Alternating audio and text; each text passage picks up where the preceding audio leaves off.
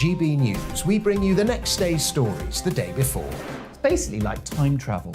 If it's a big story, we'll cover it, guaranteed. But we'll also have some fun along the way. Big opinions, big laughs. Sometimes big hair. This is Headliners, the paper review show that won't send you to sleep like the others will. 11 p.m, 7 nights a week. Join us.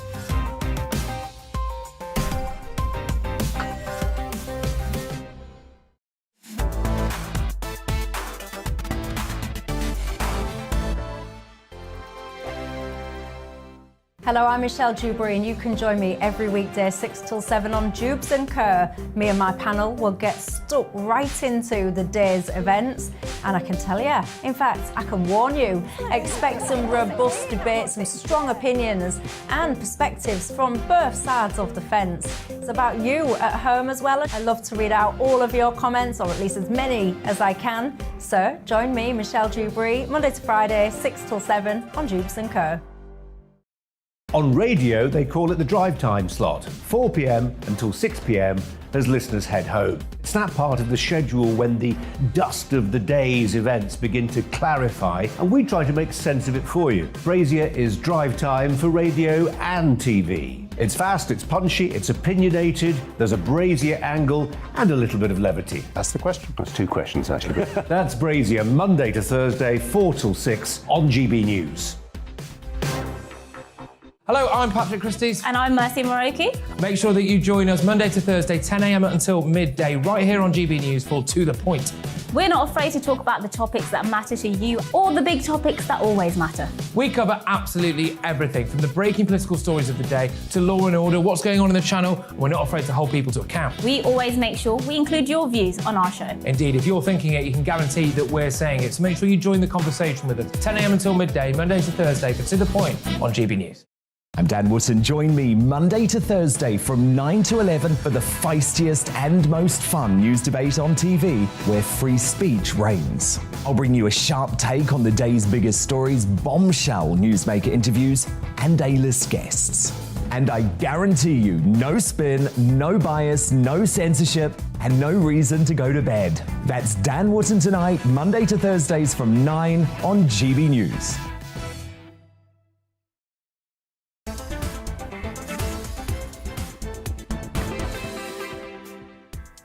Hello, good afternoon and welcome to GB News. I'm Nana Akua. We are live on TV, online and on digital radio. Now, for the next 2 hours, me and my panel will be taking on some of those big topics that are hitting the headlines right now. This show is all about opinion. It's mine, it's theirs, and of course it's yours. We'll be debating, discussing, and at times we will disagree, but no one will be cancelled. So joining me today, it's comedian Leo Kearse, and also co-founder of Conservatives Against Racism, Albi Amankona. Right, so before we get started, let's get your latest news headlines.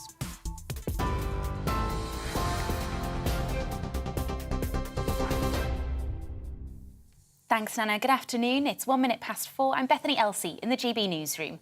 The Conservative Party has lost nearly 500 councillor seats across England, Scotland and Wales in the local elections, with Labour and the Liberal Democrats and the Green Party making significant gains. In Scotland, the SNP remains the largest party, whilst in Wales, Plaid Cymru gained 3 councils. Education Secretary Nadeem Zahawi told GB News the elections were tough for the Conservatives, but no better for Labour. I think we have to learn the lessons from this, not in any way take what we're doing in places like the West Midlands for granted, but also try and win back in London and the South. So it's a mixed picture, tough night for us, but I don't think it's any better for Labour in the sense that Keir Starmer has gone backwards in places like Nuneaton. They've stood still even in Hartlepool. Well, Labour MP for Mitcham-Morden, Siobhan McDonough, told GB News her party is making progress, even though it's not the fully formed alternative that it should be. I think we're beginning to fill out on that, those economic details. We've got, abolition of non-dom status and quite a number of other policies. But, we're coming from a near-death experience in 2019. Our results in the local election, I think, were good, and I think they're getting better. And former leader of the Liberal Democrats, Sir Vince Cable, told GB News he believes his party would not join a coalition with Labour in the event of a hung parliament in the next general election. I think politically, under the British voting system, for a small party to go into coalition with a bigger one is very difficult and potentially disastrous. So if the scenario you describe happens, and it looks pretty plausible, I suspect the Lib Dems would not join a coalition, but would try to be constructive and support a new government and help it to operate through supplying confidence, or a comparable type of arrangement. Meanwhile, counting continues in Northern Ireland, with Sinn Féin poised for a historic victory. GB News' political editor Darren McCaffrey joins us live from Belfast now. Darren, I've been hearing 69 out of 90 seats have been counted so far. How do you think it's looking? Well, it looks increasingly likely that Sinn Féin will not just be the largest party in terms of the number of votes they've received, but also in terms of the number of MLAs in that assembly. The Sinn Féin deputy leader has been speaking in the last couple of minutes, saying that this is a defining moment for change that ushered in a new era in Northern Ireland. It's the first time that a nationalist party has ever topped the polls in the country's history. The DUP, the main unionist party, has seen its votes slump off the back of disagreements on the protocol. The other winner in this election has been the Cross Community Alliance Party, that's seen massive gains. But as you say, counting continues. We'll get the full results later today or tomorrow. GB News' political editor Darren McCaffrey there in Belfast. Thanks, Darren. We'll keep you updated on everything happening on the local elections and especially in Northern Ireland. Elsewhere in Ukraine, Russian missile strikes have hit the southern port city of Odessa. It follows UK intelligence reports that the war in Ukraine is taking a heavy toll on some of Russia's most capable units.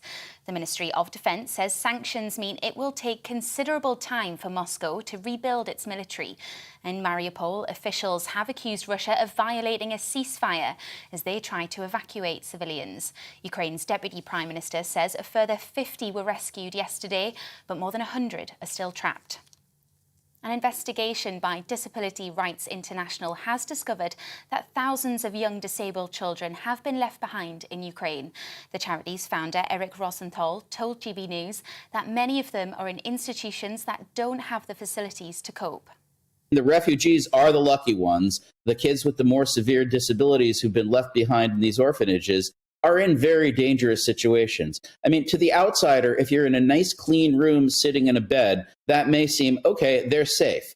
But they're not safe. These children are being tied down at night. Picture an adolescent, any adolescent that you know, lying in bed all day with absolutely nothing to do, sedated, children need love. They need attention. Simply warehousing them is not a safe alternative. And a consortium has agreed terms to buy Chelsea Football Club from Roman Abramovich in a £4.25 billion deal. It's led by Todd Bowley, co-owner of the Los Angeles Dodgers baseball team. Mr. Abramovich has been forced to sell after being sanctioned by the UK government over his links to Russian leader Vladimir Putin. This is GB News. We'll bring you more news as it happens. Now, let's return to Nana.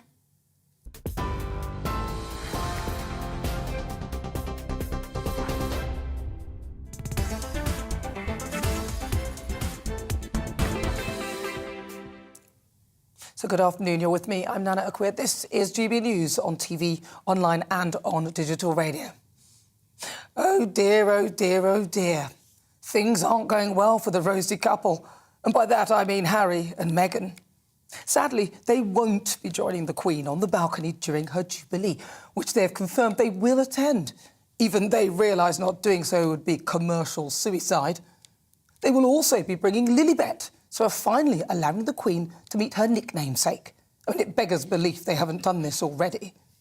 Thankfully, the Duke and Duchess of Sussex have been relegated, alongside Prince Andrew, and the less said about him, the better, to some other so far undisclosed location. Our incredible Queen has confirmed only working royals will be on the balcony for her Jubilee, and neither Andrew, Meghan nor Harry qualify. Good. Instead, the fabulous Kate Middleton, what a woman, and William will be there with Charles and Camilla and all the other working royals who are a great asset to this country.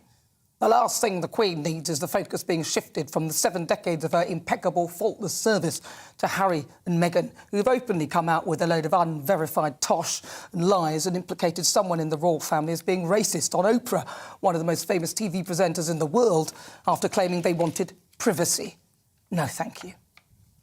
And Netflix have also decided that they will not be going forward with Meghan Markle and her vision Pearl, claiming the decision was part of strategic decisions it's currently making around animated series. Yeah, right. Pearl was described as a heroic adventure as she learns to step into her power and finds inspiration from influential women throughout history. I can think of one word to describe it: cack. Although, who cares? And I'm afraid, sadly, you can't sue me, Meghan, because I'm allowed an opinion and it's not happening anyway, so it's not even real, is it? They did, however, continue with Prince Harry's vision Heart of Invictus, following athletes as they prepared for the Invictus Games in The Hague in the Netherlands last month.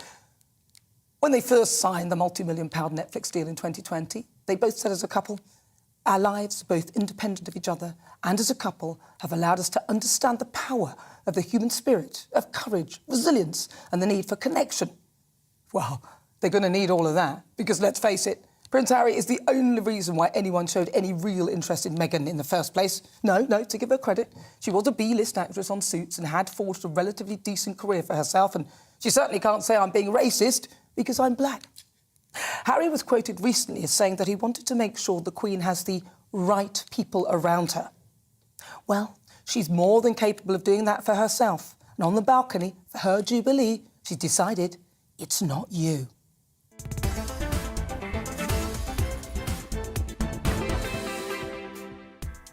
So before we get stuck into the debate, here's what else is coming up today.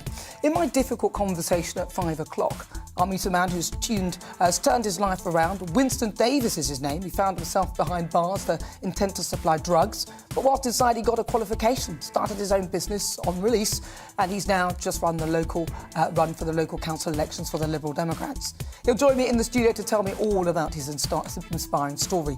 And the great British debate this hour, I'm asking, whose leadership is at greater risk? Is it the Prime Minister Boris Johnson, or perhaps it's Sir Keir Starmer? Now, they've both had a very turbulent 24 hours. The Prime Minister is facing pressure from members of his own party over Conservatives and their poor results in the local elections, whilst the Labour leader is being investigated by the Durham police over whether he broke the COVID rules on a visit where he drank beer in an MP's office. So I'm asking, whose leadership is at greater risk? Prime Minister Boris Johnson or Sir Keir Starmer? And I'll be joined by the former royal correspondent at The Sun, Charles Ray. There's so much to talk about. We're going to be looking at what's making the headlines in the royal household. We'll discuss the plans for the Queen's Jubilee and how Harry and Meghan... Harren? That's quite good, isn't it? I've made a new one. Harren. That's them together, exactly. Harry and Meghan may have thrown a spanner in the works. Right, so stay with us. Tell me everything you think about what we're discussing. You know the coup. You can get in touch via email. It's gbviews@gbnews.uk, or why not send me a tweet at GBNews.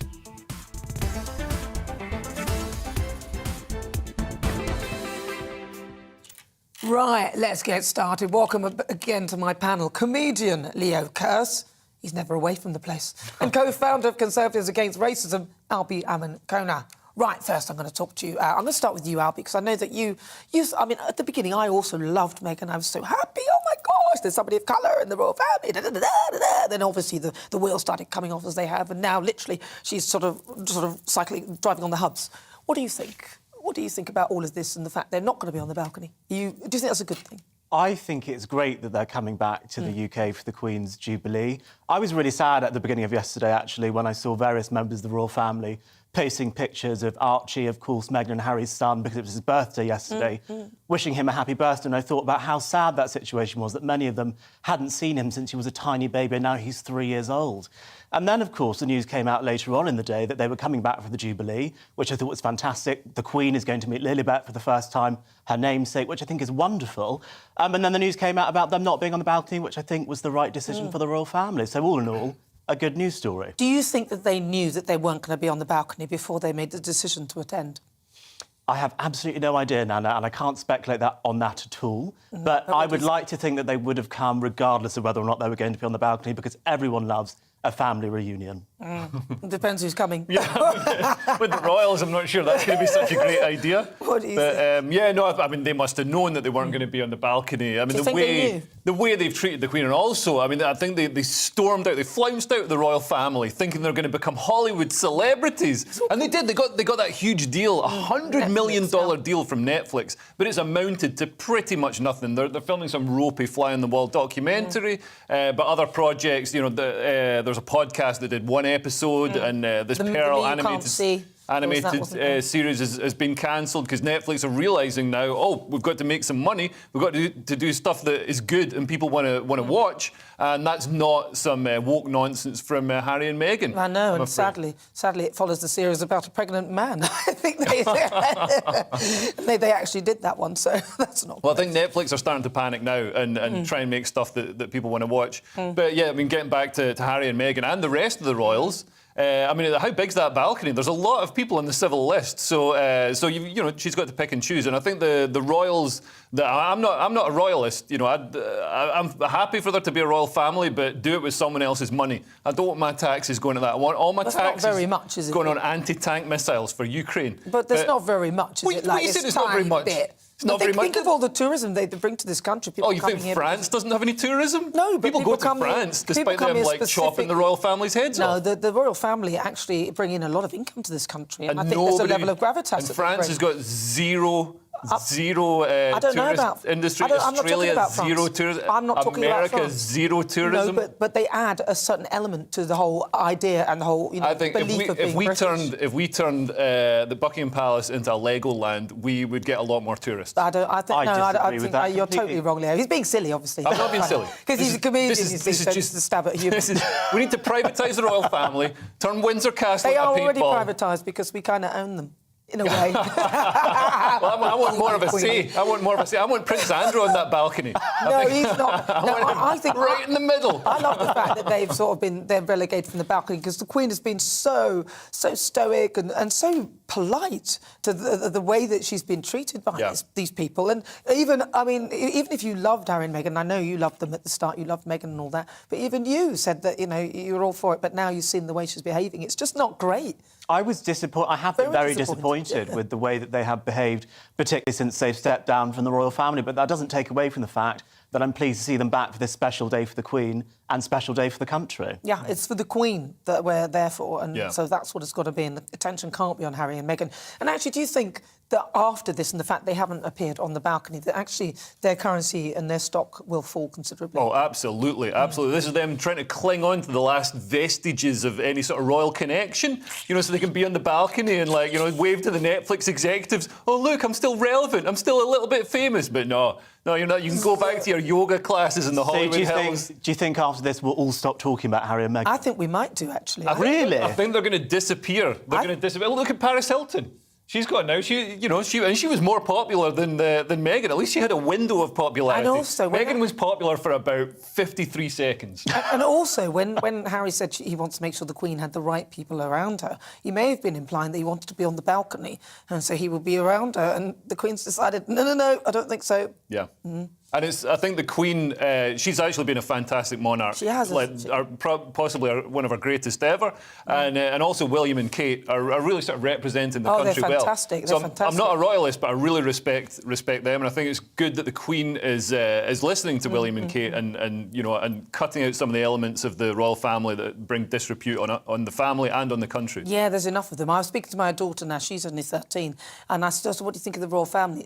Her peers and the people around her, they don't think much of Meghan at all, but she goes, oh, I love Kate. So the younger generation really respect Kate and William, and that's great. That's good. So it helps the legacy of the royal family carry on. Yeah, I think we should even skip a generation and go straight to Kate and William. I think they're ready to be king and queen. Unfortunately, I don't think that'll ever happen because Charles has been waiting for this moment his whole life. But it's interesting that you mention the younger cohort and your daughter being 13 years old, because if you actually look at support for republicanism, it's actually highest in the under 25 cohort. Interesting stuff. Well, we'll see. But I think the royal family, yeah, they're good. They're good. I'm quite happy that those two won't be on the balcony. Sorry. You're with me. I'm Nana Akua. It was one of those. This is GBNews on TV, online and on digital radio. Now, after the break, it's time for the Great British Debate this hour. And I'm asking, whose leadership is at greater risk? Is it the Prime Minister Boris Johnson or perhaps it's Sir Keir Starmer? The Prime Minister has faced calls to resign after taking responsibility for what he called a tough night of local elections for the Conservative Party, whilst the Labour leader's celebrations were cut short. Yes, when Durham police announced they were investigating if he'd broken the COVID rules as he drank beer at an MP's office. So I'm asking, whose leadership is at greater risk? Is it Keir Starmer or Boris Johnson? Send me your thoughts. You can get in touch now. Email gbviews@gbnews.uk. Tell me what you think. You can also send me a tweet at GBNews, and there is a poll up right now to get your views and your thoughts as we ask that question. Whose leadership is at greater risk? Boris Johnson or Keir Starmer? Cast your vote now, but first, let's get a weather update. Let's take a look at the weather. And the UK is looking dry for much of the UK, with any showers beginning to fade away. Let's take a look at the details. Zooming into southwest England, and it will be a fine end to the day with plenty of late low sunshine ahead of dusk. Still fairly warm with temperatures around 16 Celsius. It will continue to become drier across southeast England, though rain still lingering for some. Sunnier spells trying to develop before the daylight dips. A fine and dry evening to come across Wales too, and pleasantly warm for the time of year. Temperatures holding up around 16 Celsius. Sunny spells for the Midlands too ahead of dusk, with any light showers quickly clearing away. However, most places staying fine and dry. Temperatures around 16 to 18 Celsius with light winds. A couple of showers are still possible across northern England this evening, but most places will miss these, and there'll be a fine sunset to come with clearing skies. Winds remaining light. Any light showers remaining over Scotland will also fade to leave a fine end to the day with plenty of bright or sunny spells ahead of the sun setting here. So a dry and fairly pleasant end to the day for Northern Ireland too, with variable amounts of cloud and light winds. Temperatures will remain around 15 to 16 Celsius. Much of the UK will stay dry into the early hours of Sunday morning with plenty of clear spells around. And that's how the weather is shaping up overnight into tomorrow morning. Join us every Sunday at 10 a.m. for The Political Correction. We're here to put you, the people, back in charge. Our debate is about all areas of the United Kingdom. It's about what's really going on in our country. It's about you. So please get in touch and tell us what you think. Don't miss it. It's The Political Correction every Sunday at 10 a.m. on GB News.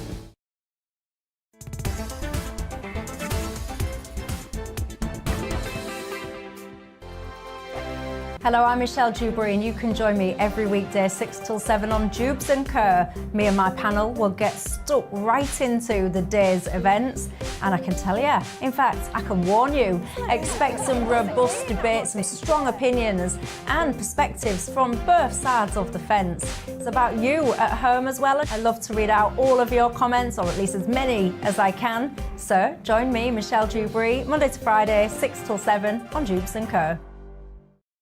On radio, they call it the drive time slot, 4 p.m. until 6 p.m. as listeners head home. It's that part of the schedule when the dust of the day's events begin to clarify, and we try to make sense of it for you. Brazier is drive time for radio and TV. It's fast, it's punchy, it's opinionated, there's a Brazier angle and a little bit of levity. That's the question. That's two questions, actually. That's Brazier, Monday to Thursday, 4 till 6 on GB News. Hello, I'm Patrick Christie's. And I'm Mercy Moroki. Make sure that you join us Monday to Thursday, 10 a.m. until midday, right here on GB News for To The Point. We're not afraid to talk about the topics that matter to you or the big topics that always matter. We cover absolutely everything, from the breaking political stories of the day to law and order, what's going on in the channel. We're not afraid to hold people to account. We always make sure we include your views on our show. Indeed, if you're thinking it, you can guarantee that we're saying it. So make sure you join the conversation with us, 10 a.m. until midday, Monday to Thursday, for To The Point on GB News.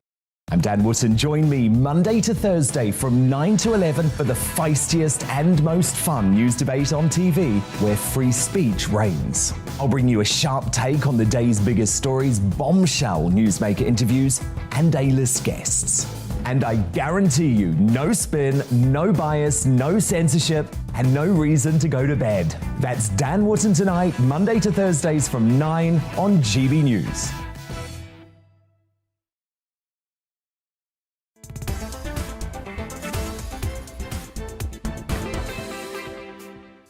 So it's coming up to 23 minutes after 4 o'clock. This is GB News on TV, online and on digital radio. I'm Nana Akua, and of course I'm still with my panel, comedian Leo Kearse and co-founder of Conservatives Against Racism, Albie Amankona. Right, so before the break, we were discussing the news that Prince Harry and his wife Meghan will attend the next month's Platinum Jubilee celebrations, but with both their children as well. It'll be the first time the Queen has had a chance to meet her 11-month-old great-granddaughter Lilibet, who was named after her. Buckingham Palace announced the couple will not be invited onto the royal balcony for the tripping of the colour. Let's have a look at what you've been saying. Paul says, Nana, I think it's great when another person thinks the same as me, but is able to point out the things, yes, exactly, that they've said is true about Meghan and Harry. Well done. Thank you very much. I know what you're saying. Jill says, what has this couple got anything to do with Sussex? Exactly. They don't live there. They don't work in England. Take all the titles off them and then see how well they do. Exactly. Yeah, don't stop at the titles. Take the GCSEs off them as Yeah. well. Have they got any? Swimming badges. They haven't got any of those. Pamela says, Harry and Meghan coming to this country for the Jubilee. I don't believe a word of it. They're just trying to make themselves seem relevant. Yeah, exactly. And Mark says, Nana, for the first time ever, I've just applauded you from my living room about Harry and Meghan's statement. Thank you. Really telling it how it is. Oh, I do like a bit of love. Isn't that nice? and now for the critical emails. Oh, all right. I won't read those. I'll gloss over that. Now it's time, though, for the great news debate this hour. I'm asking, whose leadership is at greater risk? Is it Prime Minister Boris Johnson or Labour leader Sir Keir Starmer? Some might say they're just as bad as each other. Boris Johnson says he takes full responsibility for the tough night the Conservatives faced in the local elections. The Tories lost almost 500 council seats on Thursday, with the Labour and Liberal Democrats making positive gains. It's led to some Conservatives calling for his resignation again. Look, for goodness sake, stop doing that. Focus on the business of government. That's why you're here. And his opposition, Sir Keir Starmer, well, he's not faring much better. He'd only just started celebrating the Labour's election success when his smile was quickly wiped off his face when he heard the news that Durham police investigating whether he broke the COVID rules on a visit where he drank beer at an MP's office. Although I thought he had that information before the actual event and all the elections, but hey. Labour MP Diane Abbott has stated that the Labour leader should consider his position if he's given a fixed penalty notice. So basically, everybody inside the parties, those people are actually calling for their own leaders to resign. So I'm asking, whose leadership is at greater risk? Prime Minister Boris Johnson or Labour leader Sir Keir Starmer? What do you think? Get in touch. I'm now joined by Nigel Nelson. He's the political editor of the Sunday Mirror and Sunday People. Nigel, good to see you. Now, I've got to ask, hello. Who do you think has had more of a difficult 24 hours? Would you say it's Keir or Boris? I think it's probably Keir Starmer. I mean, Keir Starmer has said that he did nothing wrong and he's convinced that the police will exonerate him. Now, Boris Johnson never promised to resign, even if he got a fine. It was Keir Starmer who said he should. So what that means is that should Keir Starmer be found by the Durham police of breaking the rules, then honour would dictate that he would have to quit. Well, he's always by his own petard then, isn't he? Because he's been going on about it, and in the end, I mean, it just seems so silly. I mean, he's shot himself in the foot, really, hasn't he? Do you think that if he does get the fixed penalty notice that he will resign? I just don't see he's got any alternative. But the whole thing, bear in mind, there is actually a material difference between Downing Street parties. Number 10 is the seat of government. They had 12 parties there, some premeditated, at least one raucous. Keir Starmer was clearly having a beer and a curry after a day out campaigning. That's why one is called Partygate and the other is called Beergate. So really there's no comparison, but the real problem comes down to whether or not COVID rules were broken. And in the event they were, and the police issue Keir Starmer with a fine, then yes, he's in serious trouble, and I think he would have to resign. It's called Beergate, I think, because he's having a beer. It should be called Partygate. We can't call them the same thing, otherwise we'll get confused. It could be Partygate 1, Partygate 2. That might help us. But listen, Nigel, I mean, the first bit that you were saying with regard to Keir Starmer, that it's different. Well, actually, I mean, look, Keir Starmer is also part of the legislature. He is a legislator just alongside Boris Johnson. He voted for those rules. Now, the Conservative Party are in a unique position that they have such a large majority that his vote may not have counted. But in the end, he is also part of that decision-making process. So I don't buy the whole, oh, it's just, it's Boris. And the other thing is, at the time, the party that Boris actually got got a fine for, I mean, people sort of were talking about it and knew about it, and nobody's complaining about it. But then as we've gone back in hindsight, now those things are being seen as against the rules, and other things that were similar, they probably thought were OK, but now those are against the rules. So, I mean, I don't think that Keir can get away with saying his is any different. Well, when it comes down to the difference between what Keir Starmer does and what Boris Johnson does, Boris Johnson is the Prime Minister. He is the leader of the government, and it was the government that made those rules. Now, yes, Keir Starmer also voted for those, but he is the leader of the opposition. So there is a bit of a difference between the two. And again, there is some kind of difference between the kind of parties that went on at Downing Street and the Prime Minister who is in there, the Prime Minister who made the rules and appears to have been quite happy to break the rules. But he's overcome votes of no confidence in a way before. I mean, there needs to be at least 54 to trigger the leadership and challenge the Prime Minister. Do you think there's any chance of that happening? Yes, I do, and I think it'll happen before July. I mean, at the moment that MPs are away, they've been campaigning on local elections. They'll be back in the Commons on Tuesday for the Queen's speech. Then we'll start seeing if the plotting will resume again. That, as far as I can see, Boris Johnson had bad results in the local elections, but not absolutely disastrous ones. So I don't think that the elections themselves will be enough to trigger the 54 letters you need for a no confidence vote. What I think will trigger it will be if Boris Johnson gets more fines from the police, and most critically, in a sense we're coming around full circle here again, most critically it'll be the Sue Gray report which will be released after that, where his behaviour will be laid out for all to see. Interesting. I think they should just call it quits here, because if we were to investigate further, we might find that people in the Labour Party had more parties as well, or some parties. Anyway, Nigel, it's really good to talk to you. That's Nigel Nelson. He's the political editor for the Sunday Mirror. So I'm asking, whose leadership is at greater risk, Prime Minister Boris Johnson or Labour leader Sir Keir Starmer? Let's have a brief look at what you've been saying. Pamela says, I believe both Boris Johnson and Keir Starmer should resign. Both are liars and have no credibility. Christina says, as an ex-Labour member of 40 years, give me Boris any day. Starmer is a hypocrite. I think people will see this and stick with Boris. Rosemary says, unfortunately, I think Boris will remain at risk from his backbenchers who have forgotten the meaning of loyalty. And yes, Boris has been very silly, but Starmer's Beergate will, I'm sure, blow over. Well, very interesting indeed. Keep those thoughts coming. You're with me. I'm Nana Akua. This is GB News on TV, online and on digital radio. After the break, we'll continue with our Great British Debate, and I'm asking, whose leadership is at greater risk, for Prime Minister Boris Johnson or is it Sir Keir Starmer? You'll hear the thoughts of my panel, co-founder of Conservatives Against Racism, Albie Amankona, and also comedian Leo Kearse. But first, let's get your latest news headlines.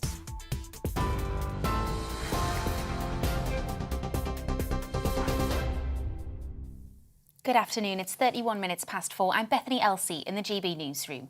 The Conservative Party has lost nearly 500 councillor seats across England, Scotland and Wales in the local elections, with Labour and the Liberal Democrats making significant gains. In Scotland, the SNP remains the largest party, whilst in Wales, Plaid Cymru gained 3 councils. Meanwhile, counting continues in Northern Ireland, with Sinn Féin poised for a historic victory. The Queen's speech will include an overhaul of mental health powers to stop those with learning difficulties being detained without their consent. The Prime Minister says a draft mental health bill to be announced next week will ensure no patient is detained unnecessarily. A further 18 children have been found to have sudden onset hepatitis, bringing the UK total to 163. The Health Security Agency says that adenovirus may be causing the severe liver condition, although investigations continue. North Korea has fired a short-range ballistic missile from a submarine off its east coast. That's according to South Korean military. It comes just 3 days before the inauguration of South Korean President-elect Yoon Suk-yeol, who's vowed to take a hard line against the North. It's the second launch this week, with Pyongyang vowing to deploy its nuclear forces at the fastest possible speed. A consortium has agreed terms to buy Chelsea Football Club from Roman Abramovich in a £4.25 billion deal. It's led by Todd Boehly, co-owner of the Los Angeles Dodgers baseball team. Mr. Abramovich has been forced to sell after being sanctioned by the UK government over his links to President Vladimir Putin. On TV, online and DAB+ radio, this is GB News. I'll get back to Nana in just a moment.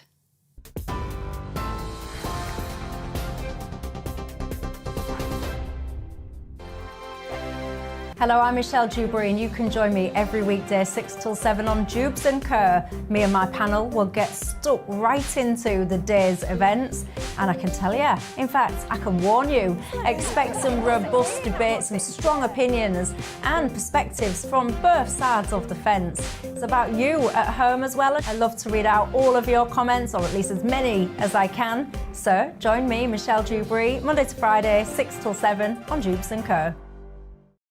On radio, they call it the drive time slot, 4 p.m. until 6 p.m. as listeners head home. It's that part of the schedule when the dust of the day's events begin to clarify, and we try to make sense of it for you. Brazier is drive time for radio and TV. It's fast, it's punchy, it's opinionated, there's a Brazier angle and a little bit of levity. That's the question. That's two questions, actually. That's Brazier, Monday to Thursday, 4 till 6 on GB News. Hello, I'm Patrick Christie's. And I'm Mercy Moroki. Make sure that you join us Monday to Thursday, 10 a.m. until midday, right here on GB News for To The Point. We're not afraid to talk about the topics that matter to you or the big topics that always matter. We cover absolutely everything, from the breaking political stories of the day to law and order, what's going on in the channel. We're not afraid to hold people to account. We always make sure we include your views on our show. Indeed, if you're thinking it, you can guarantee that we're saying it. So make sure you join the conversation with us, 10 a.m. until midday, Monday to Thursday, for To The Point on GB News. I'm Dan Wootton. Join me Monday to Thursday from 9 to 11 for the feistiest and most fun news debate on TV, where free speech reigns. I'll bring you a sharp take on the day's biggest stories, bombshell newsmaker interviews, and A-list guests. And I guarantee you, no spin, no bias, no censorship, and no reason to go to bed. That's Dan Wootton tonight, Monday to Thursdays from 9 on GB News.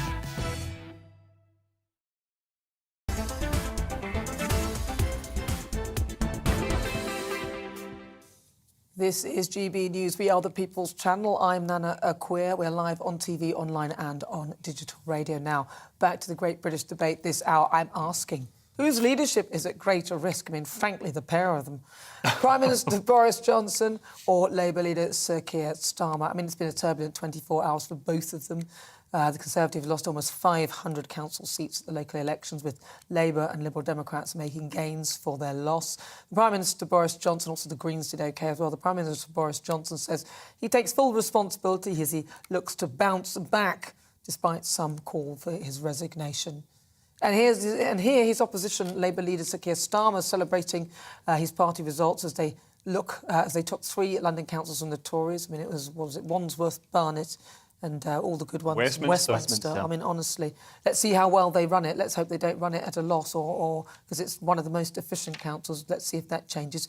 But of course, the smile was soon wiped away when Durham police announced that they were investigating whether he broke the rules during COVID on a visit where he drank beer in an MP's office. And I just don't understand why he made up that story or lied about Angela Rayner saying she wasn't there. That, to me, it just doesn't make any sense. So I'm asking, whose leadership is at greater risk? Is it Prime Minister Boris Johnson or Labour leader Sir Keir Starmer? Well, here to discuss with me, my panel, I'm joined by comedian Leo Kearse and also co-founder Conservatives Against Racism, Albie Ammon-Kona. Albie, because you are there, you're Conservatives Against Racism and so on and so forth, whose leadership is at greater risk?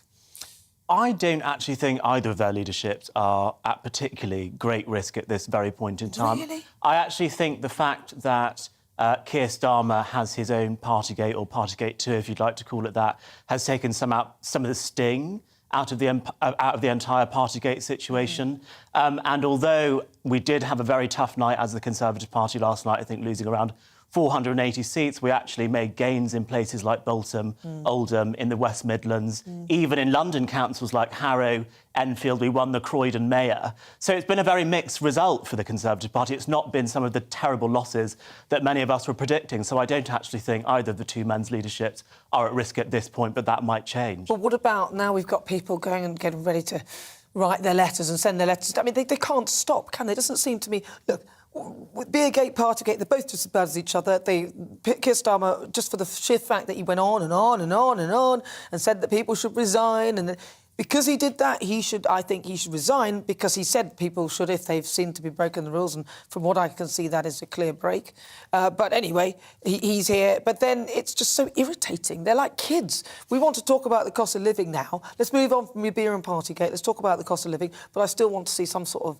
I want to see Keir sort of being skewered a little bit because of what he did to Boris. He should be skewered. Yeah. 1 in 3 of the questions that he's been asking in Prime Minister's questions since Partygate have been about Partygate instead of about the cost of living crisis. Exactly. He should have focused on that. But I don't want the Conservative Party to start eating themselves from the inside out, talking about whether Boris should go, then the Labour Party getting consumed as to who their leader's going to be, and whether, instead of focusing on what we're all dealing with, which is the cost of living crisis. Leo? Yeah, I mean, I think Keir Starmer, he really has to fall on this sword, because he was the one who's banging on, acting so pious, like butter wouldn't melt. He said, and the video shows he was clearly at a party by the same definition. In fact, this one was more dangerous because it was inside. So, I mean, it was obviously a rubbish party because Keir Starmer was there, but it was still a party by his definition. So for him to go on and say Boris Johnson should resign, knowing full well that he did the exact same thing, I mean, what sort of... that's just blatant hypocrisy. And it's that piety. We all know that Boris lies and, and does whatever he wants, philanders and cheats and all the rest of it. Well, he may have done in the past. I don't know whether it's priced into his brand. It's priced into his brand. We know it, and it's part of the fun. It's part of the entertainment. But for Keir Starmer to come along as if he's some sort of, perfect person is ridiculous. What I thought was very interesting was Durham Police only announced they had received new information. We're actually going to investigate Keir Starmer's Partygate after people had gone to the polls. So for me, that was quite politically motivated. Well, so they could have announced that before, and it would have affected the vote. Well, it's a Labour council, isn't it? So I think that shows the politicisation of the police force. Durham Police Force, somebody needs to investigate them and see their links to the Labour Party, because they could be trying to influence the election, and it could have been a lot worse for Keir Starmer. Well, I mean, yeah, you could say that, and it's not good that they didn't. If they were obviously going to do it, then they should have done it before. But then you had the Metropolitan Police and Cressida Dick and behaving in a sort of a similar kind of fashion with the Conservative Party. So I'd say that's 0-0, 0-0. They're on level, on the same ground, really. But at the end of the day, I mean, look, if you're going to go on at somebody else about something they're doing, and then you're coming across as though you're perfect and haven't done anything wrong, and then you have, I think you're a more worrying person to be leading something. Yeah. I want somebody who says it to my face, who I can see coming, even if I don't like what they're doing. I don't want somebody who's sort of like the double standard, two-faced, saying one thing and doing another, and actually doing another, and then saying, oh, you're trying to distract from the cost of living crisis. It's like, no, before you were saying that they were trying to distract from Partygate, and now you're trying to distract from Beergate, claiming you now want to get involved in running the, Yeah. It's just not... No, exactly. I mean, Boris lies, but he lies in an honest way. Because we know he's lying. So I think that's an honest lie. Exactly. Well, yeah, but this one, I mean, the Angela Rayner one, I used to go out with the guy who would lie about things you didn't need to lie about. It's like, one of them, I remember one time saying to him, did you go to the dentist? He went, no. He had gone. Why would you pretend? Why would you lie about that? Why would you lie? He just sort of filling, and he's like dribbling out the side of his mouth, be like, no. Then I found out he'd been. I said, why would you lie about that? And to me, it's just nonsense things that you would lie about that worry me, that if you're leading something, you'll lie about something else. But this is a problem, Nana. It is all nonsense. What we need to be focusing on is the cost of living crisis. And do you know who I feel sorry for? The people of Westminster, the people of Barnet, the people of Wandsworth, who have just voted in a party which is going to charge them higher council tax during a cost of living crisis. Because that's roughly, or most of the Labour boroughs are actually much more inefficient. If people are concerned with that, they should be not voting with the whole Westminster what's going on bubble, but actually focusing on their local election and the local things that are going on locally. I think people have been blindsided a bit by this. I used to work for Haringey Council, and it was that turned me right-wing. It was that made me want to vote Tory, because I saw the waste and the profligacy of the Labour establishment. And it was shocking. I mean, it's a real gravy train. And at least I worked at Westminster Council as well, and obviously it's public sector. It's still grossly inefficient, but not to the same level. I mean, it was unreal at Haringey. Well, some would say that actually the way the parties are behaving is kind of the opposite of what they should be doing. So the Conservative Party, who are notorious for lower taxes, have become a high tax party. And the Labour Party, who are notorious for high taxes, are becoming a lower tax party in there. So they seem to be, and then the Conservatives are attracting the red wall, and the Labour Party are attracting Westminster, and so it's all. Well, I think the red wall is always going to be there because the spectre of grooming gangs hangs over the north of England and other parts of England, and it's even though it's covered up in the media, it's pervasive. But that's not the only thing, is it? It's not the only thing. The working class aspect of it. But the grooming gangs were the sort of crystallisation of Labour's complete dismissal of the working class. The working class that used to support them. I think there's more to it than that. They're not the only thing. It's just they're not the only thing, but they're the crystallisation. Brexit's another one. I mean, remember, the Labour Party Jeremy Corbyn did an about turn and then started saying that he was all for remaining, which was odd. Anyway, let's see what you think, because the show's nothing without your views. Let's welcome our great British voice, your opportunity to be on the show and tell us what you really think about the topics that we're discussing. Let's go over to Gloucester, where Paul Sodden is there. Paul, welcome to the programme. Right, so today we've been asking... welcome, nice to see you.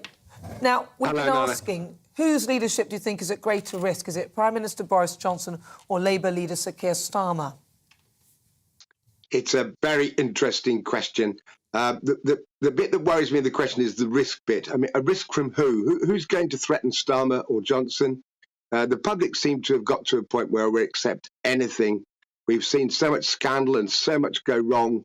I basically would accept anything, but I haven't forgotten the lockdowns, the draconian measures that were in place, and to see what happened both at Partygate and Beergate, just really to me says they should both fall on their swords. It's just I don't see who could possibly replace them. Look around. We are devoid of anybody who could get involved with actually dealing with inflation, dealing with all the things that basically lockdown when you smash up lines of supply and demand at the same time. And I do study economics. I said at the time, I can see where this is going. And so to suddenly say that we didn't see inflation coming or we don't have any government advisors and we're getting so stuck into Partygate and to Beergate, they should both go. But I can't see any alternatives. I really can't.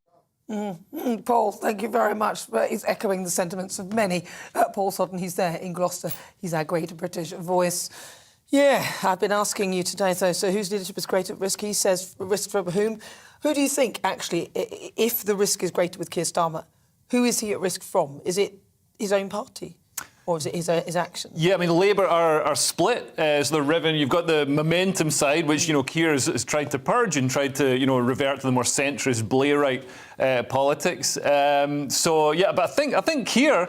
do they have any other options? I mean, Angela Rayner. I don't know who would replace him. Andy Burnham would be great if they could get him out, because he's the mayor in Manchester, isn't he? But he would be probably a great replacement. And I think a lot of Tory voters would be ready to jump ship if someone like that was on. Or if David Miliband could be persuaded to return, but I don't think he wants to. He's making too much money running charities. Ironically, what do you think, Albie? I actually think Angela Rayner would probably be a pretty formidable opponent to Boris Johnson, especially at the dispatch box.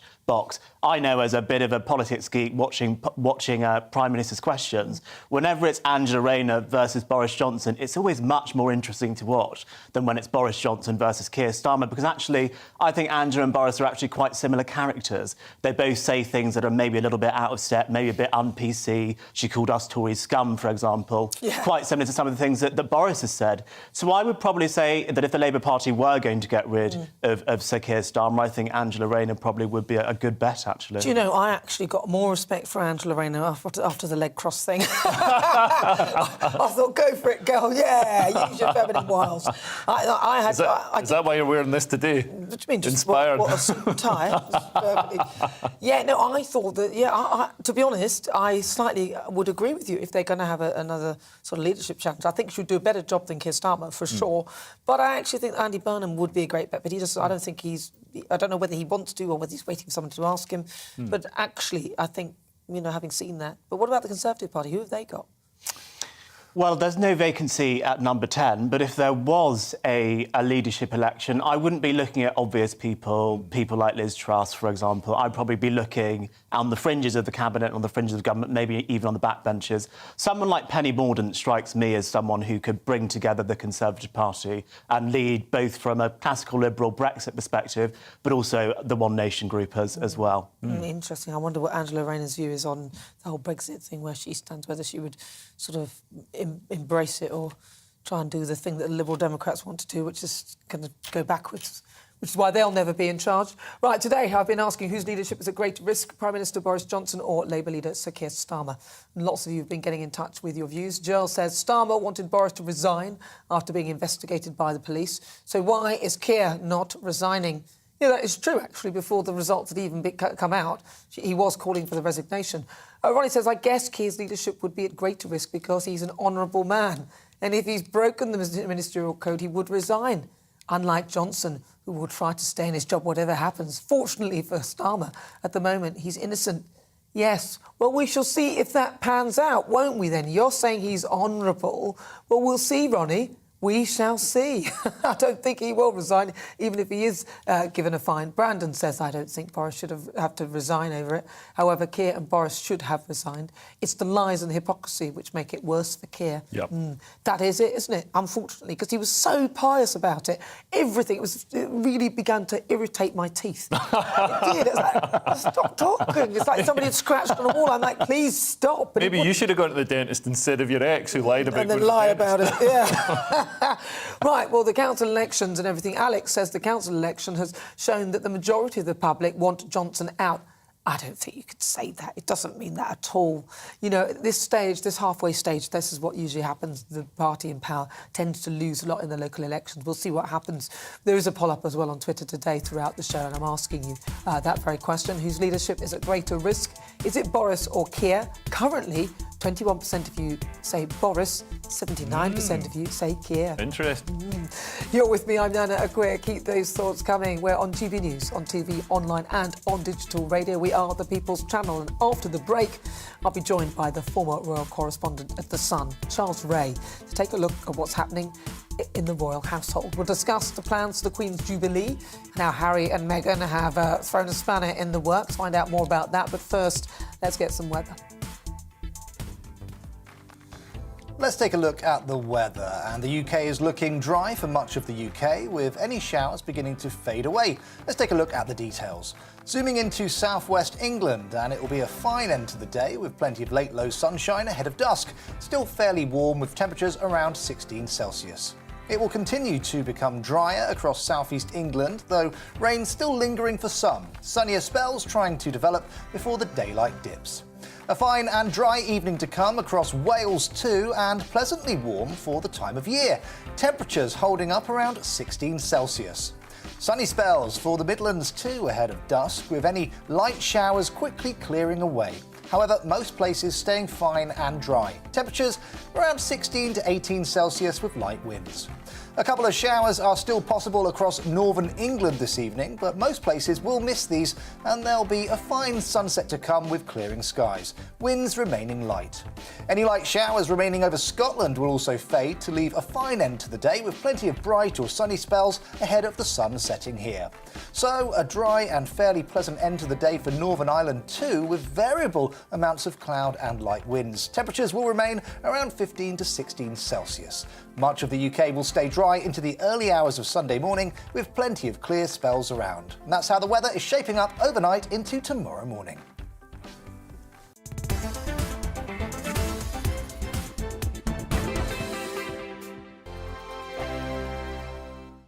Hello, I'm Michelle Dewberry, and you can join me every weekday 6 till 7 on Jubes and Kerr. Me and my panel will get stuck right into the day's events, and I can tell you, in fact, I can warn you, expect some robust debates, some strong opinions and perspectives from both sides of the fence. It's about you at home as well. I love to read out all of your comments, or at least as many as I can. So join me, Michelle Dewberry, Monday to Friday, 6 till 7 on Jubes and Kerr.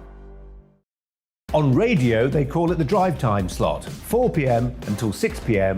as listeners head home. It's that part of the schedule when the dust of the day's events begin to clarify, and we try to make sense of it for you. Brazier is drive time for radio and TV. It's fast, it's punchy, it's opinionated, there's a Brazier angle and a little bit of levity. That's the question. That's two questions, actually. That's Brazier, Monday to Thursday, 4 till 6 on GB News.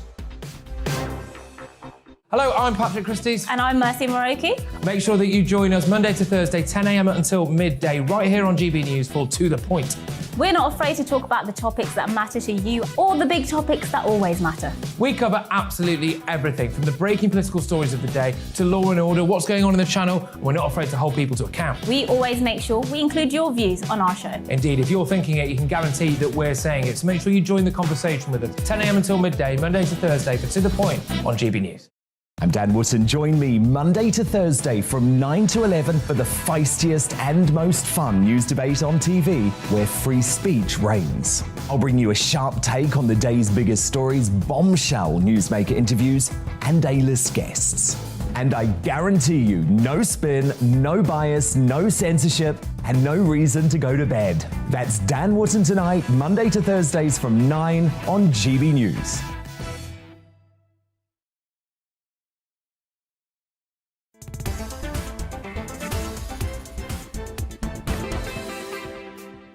Good afternoon. It's coming up to 54 minutes after 4 o'clock. This is GB News on TV, online and on digital radio.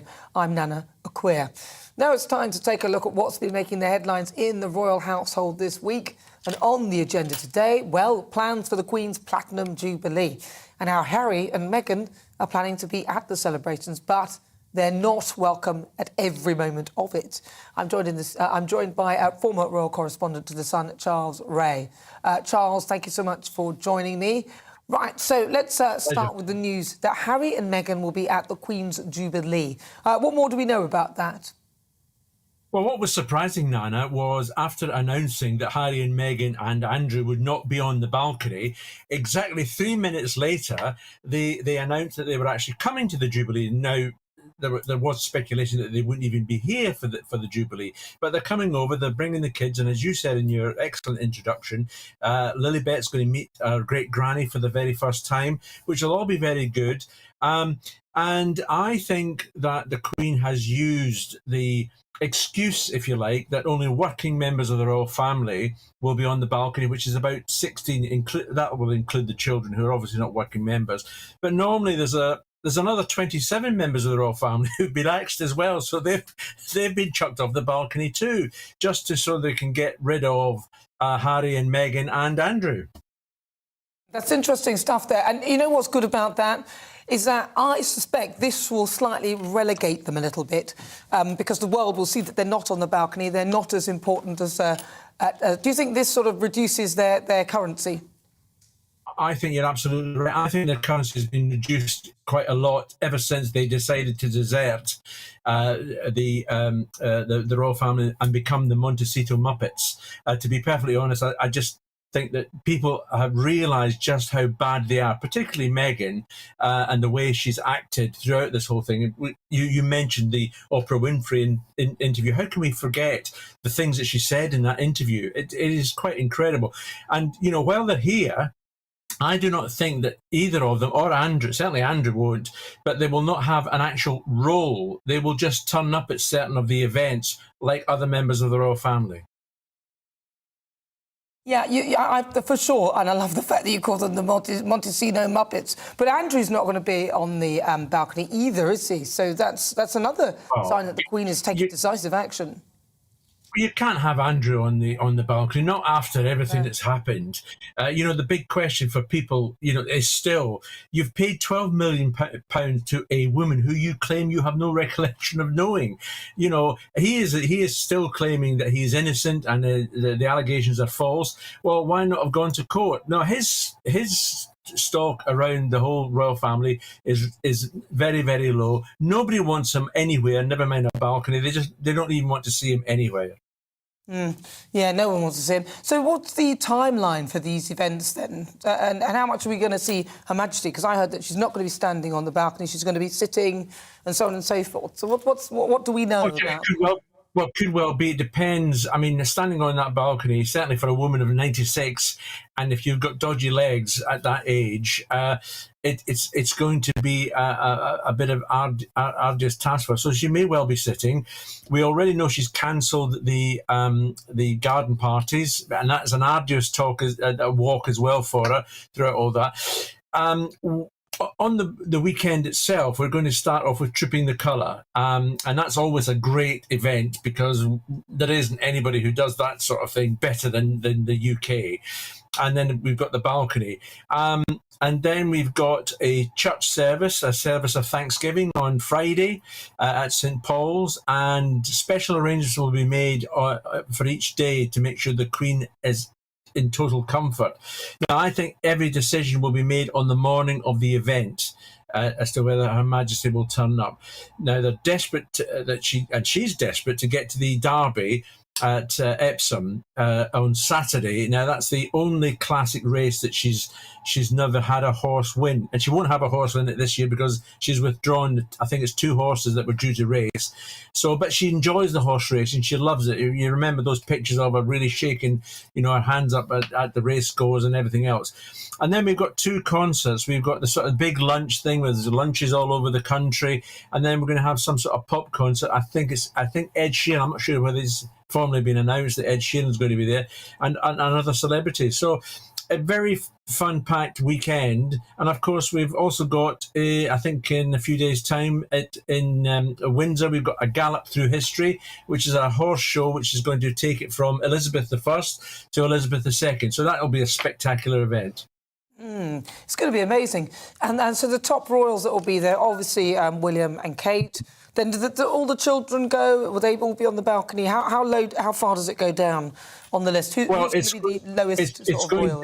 It's going down to the working royals, and George, Charlotte and Louis should be there, as well as Prince Edward's children as well. So that should be it, apart from other members of the family. Oh, right. And Tim Lawrence. Yeah, so Beatrice and Eugenie, they'll be there on there as well. No, giving the elbow. No, they're not working. They're not working members of the royal family. Yeah, no. OK. Well, listen, Charles, it's great to talk to you as well. As ever, we'll keep our eyes peeled for the Jubilee. What's the day for the Jubilee celebrations, just to remind our viewers and listeners? It is from the 2nd to the 4th. The 5th of June. 2nd to the 5th of June, the actual Jubilee weekend. But look out for a couple of events in May, starting, I think it's May 15th. Look out for a couple of those as well. There's a couple of things happening. It's going to be fabulous. I'm looking forward to it. Charles Ray, thank you so much. He's a former royal correspondent to The Sun. Thank you so much. Right, well, stay with me. This is GB News on TV, online and on digital radio. More to come in the next hour.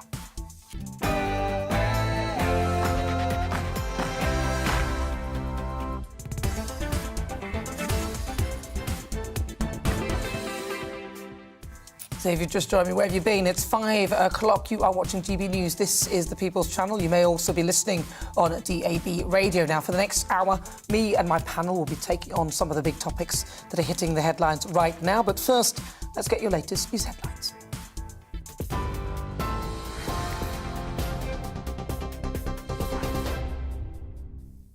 Thanks, Nana. Good afternoon. It's just gone 5 o'clock. I'm Bethany Elsey in the GB newsroom.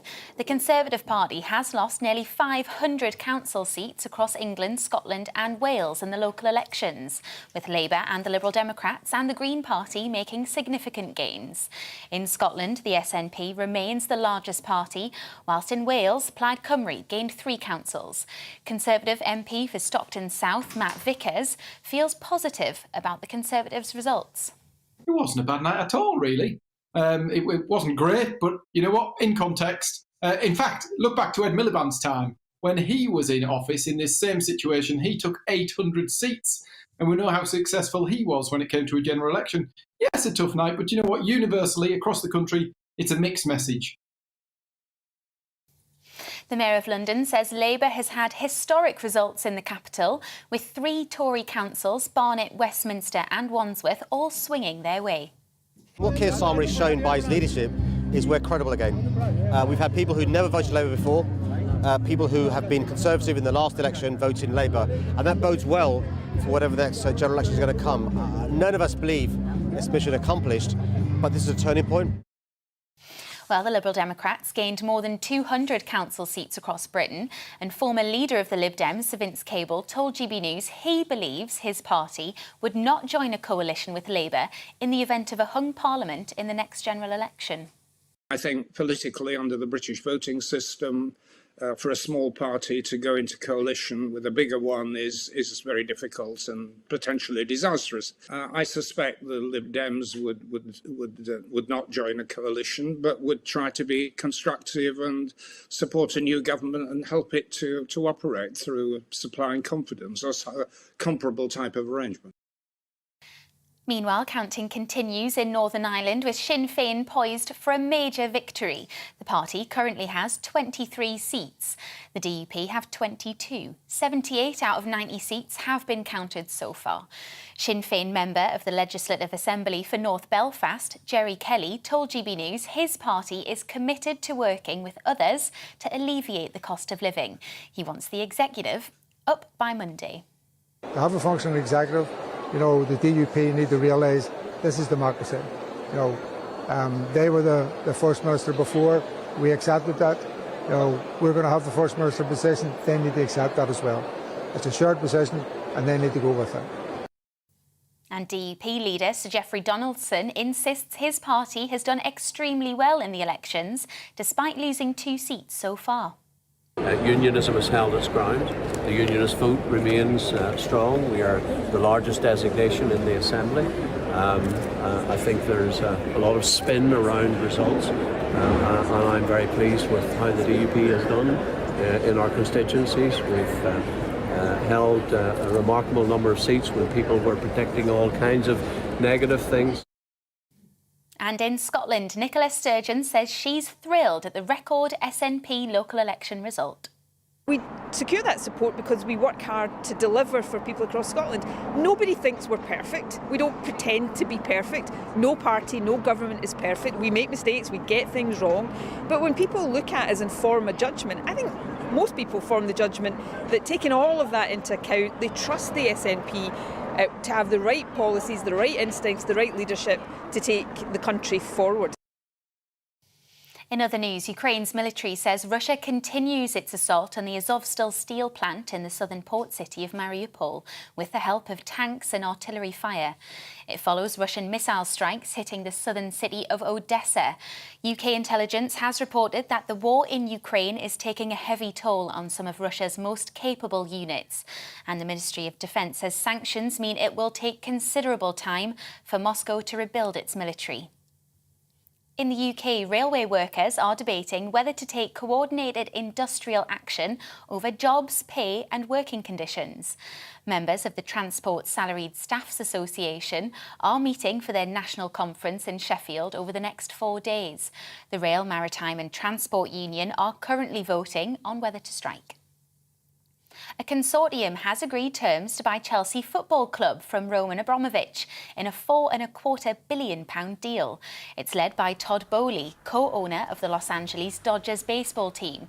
Mr. Abramovich has been forced to sell after being sanctioned by the UK government over his links to Russian leader Vladimir Putin. This is GB News. We'll bring you more news as it happens. Now, let's get back to Nana.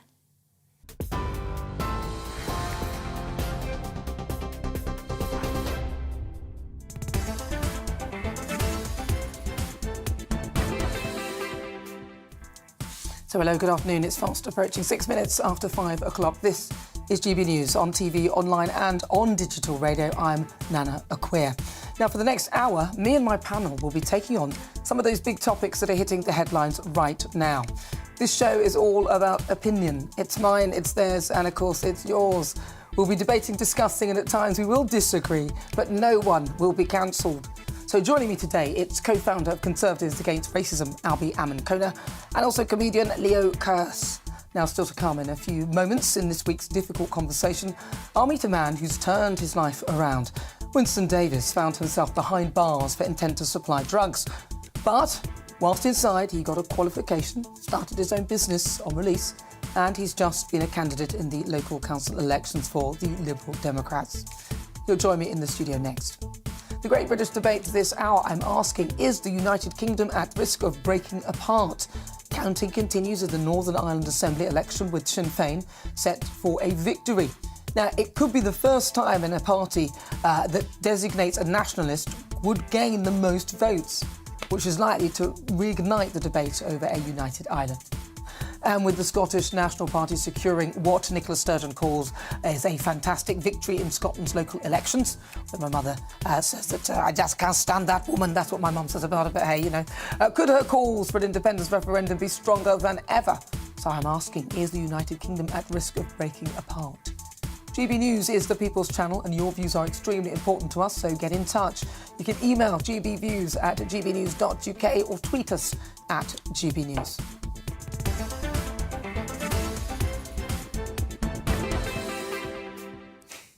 So it is time now for my difficult conversation this week, and today I'm joined by a man who's turned his life around after spending time behind bars.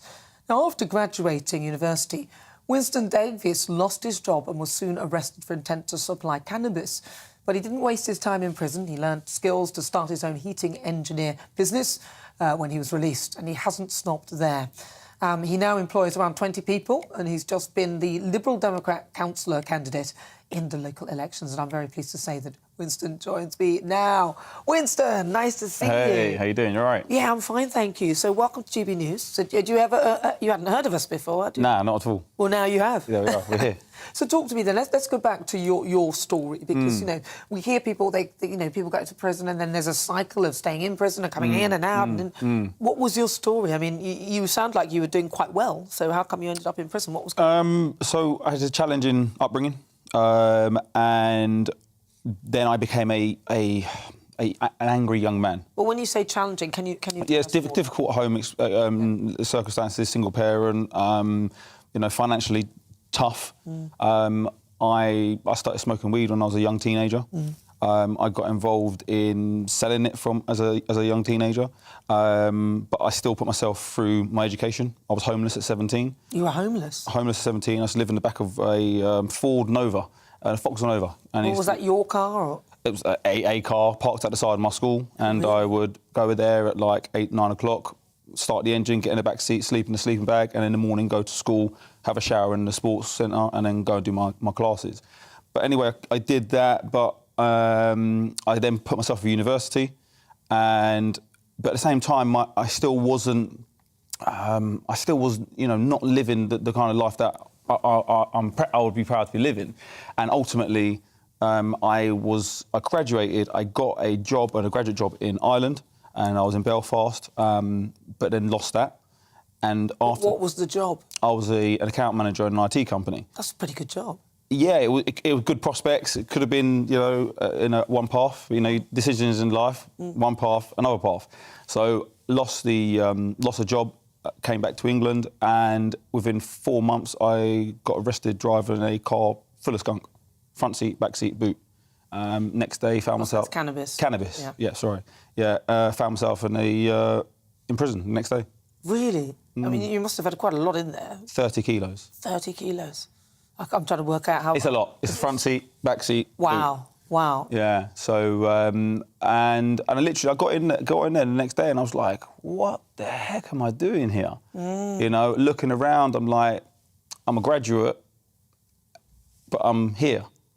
And I literally ask myself that question all the time. What is this all about? What is this all about? And over the period of time while I was there, I just realised that I was there to learn. And I was there to learn about myself, learn about other people, learn about the world. Because when you're in such close confines with people, it really highlights differences and highlights, you know, the little things that you might skip over in normal life. And I really took on board reading, understanding, further educating myself. And then when I saw an opportunity to do a gas training course, I was like, right, that's what I want to do.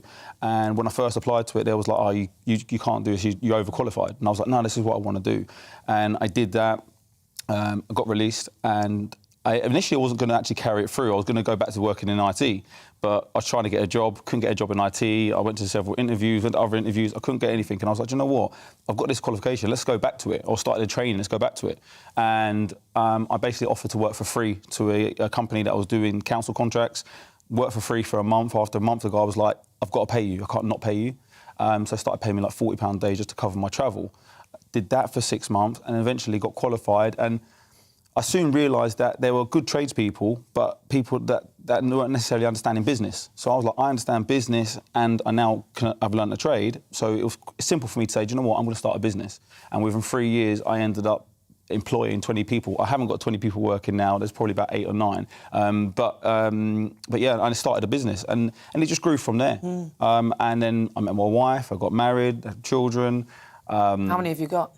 I've got 4 children now. 4 children? 4 children now. Kids. Yeah. Oh. So I don't see my oldest son, but I've got 3 at home with my wife, and I work hard and realising, you know, especially the last 6-7 years, about the fact of giving back. So now I've done work on homelessness, we're working with the elderly, families in need, we're feeding families in need, and I'm a chairman of a charity, Southside Young Leaders Academy, down in South London, and we help boys who face disadvantages with education and leadership training. I've been doing that for the last 3 years. Well, you see, this is incredible that you can turn it around, because a lot of people say that, oh, well, people in prison, they should stay there, or that, you know, what would you say to that? Because, you know, there is a cycle. People go in and they come back and they go in, and there seems to be a cycle. Yeah. What would you say would be the thing that the government could be looking at the moment to try and improve this situation? Yeah, so, I mean, the fact is this. I mean, you talk about reoffending rates in this country, like between 50 and 70% of all prisoners will reoffend within the first year, you know, up to 75% within 9 years.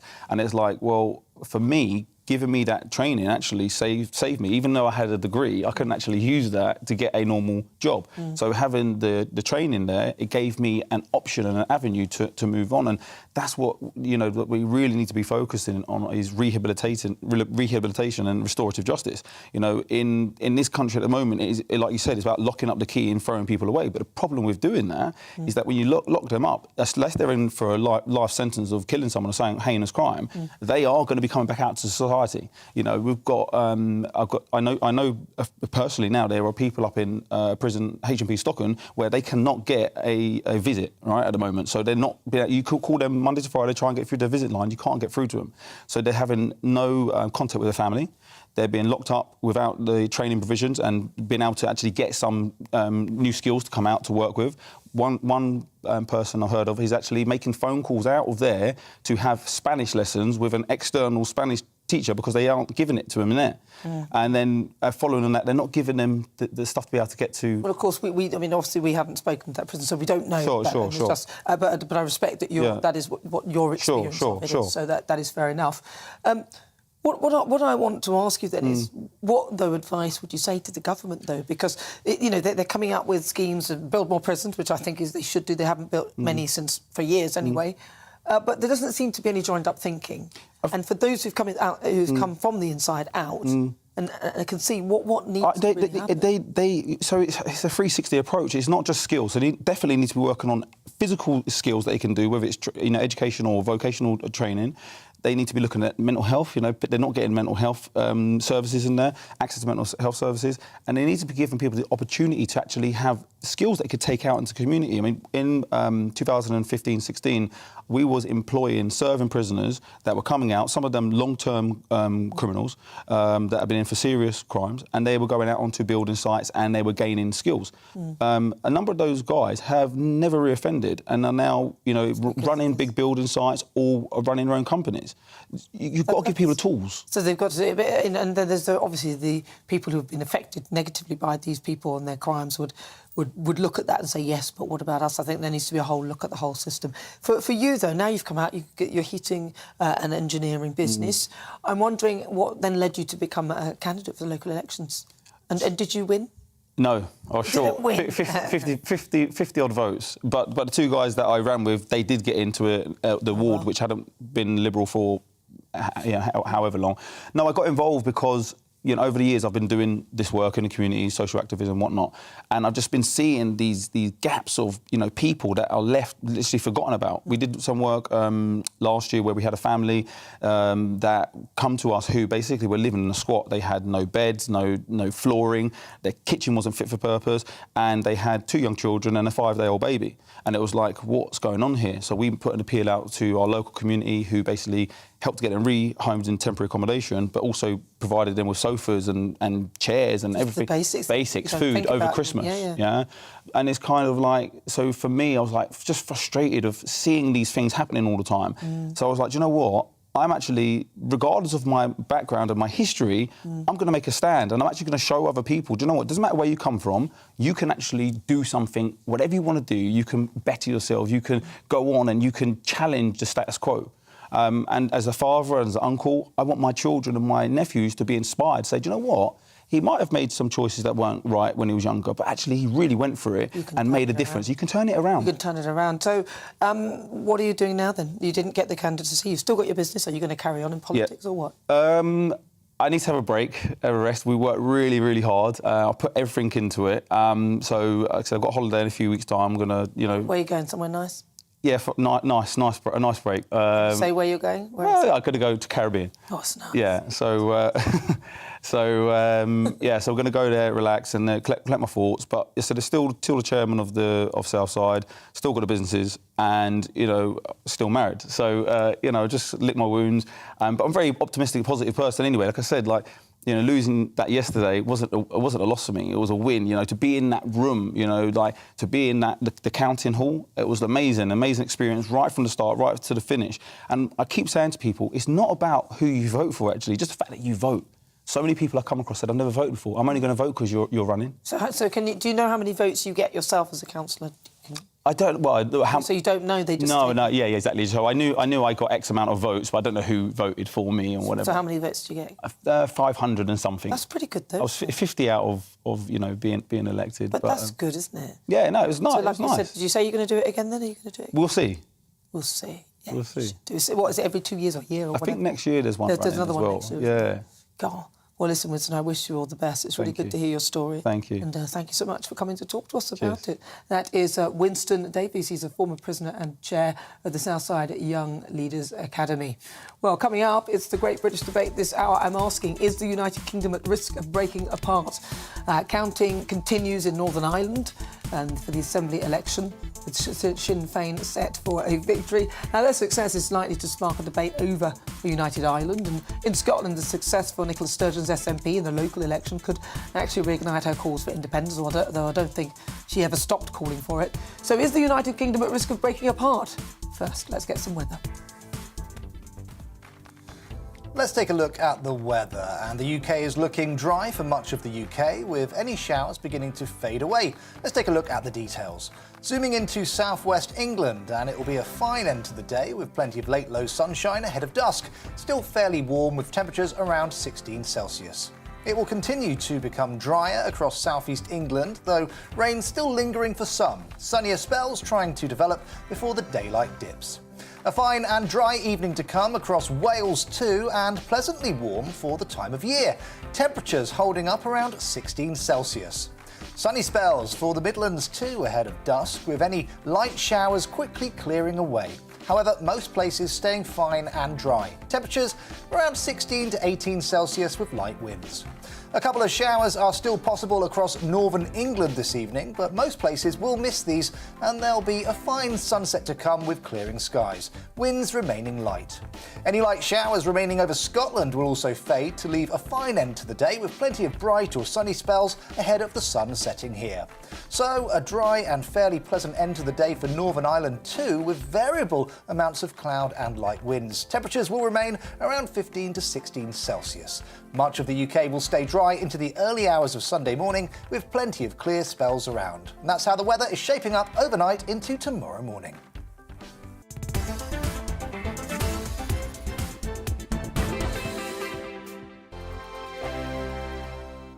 Hello, I'm Michelle Dewberry, and you can join me every weekday 6 till 7 on Jubes and Kerr. Me and my panel will get stuck right into the day's events, and I can tell you, in fact, I can warn you, expect some robust debates, some strong opinions and perspectives from both sides of the fence. It's about you at home as well. I love to read out all of your comments, or at least as many as I can. So join me, Michelle Dewberry, Monday to Friday, 6 till 7 on Jubes and Kerr. On radio, they call it the drive time slot, 4 p.m. until 6 p.m. as listeners head home. It's that part of the schedule when the dust of the day's events begin to clarify, and we try to make sense of it for you. Brazier is drive time for radio and TV. It's fast, it's punchy, it's opinionated, there's a Brazier angle and a little bit of levity. That's the question. That's two questions, actually. That's Brazier, Monday to Thursday, 4 till 6 on GB News. Hello, I'm Patrick Christie's. And I'm Mercy Moroki. Make sure that you join us Monday to Thursday, 10 a.m. until midday, right here on GB News for To The Point. We're not afraid to talk about the topics that matter to you or the big topics that always matter. We cover absolutely everything, from the breaking political stories of the day to law and order, what's going on in the channel. We're not afraid to hold people to account. We always make sure we include your views on our show. Indeed, if you're thinking it, you can guarantee that we're saying it. So make sure you join the conversation with us, 10 a.m. until midday, Monday to Thursday, for To The Point on GB News. I'm Dan Wootton. Join me Monday to Thursday from 9 to 11 for the feistiest and most fun news debate on TV, where free speech reigns. I'll bring you a sharp take on the day's biggest stories, bombshell newsmaker interviews, and A-list guests. And I guarantee you, no spin, no bias, no censorship, and no reason to go to bed. That's Dan Wootton tonight, Monday to Thursdays from 9 on GB News.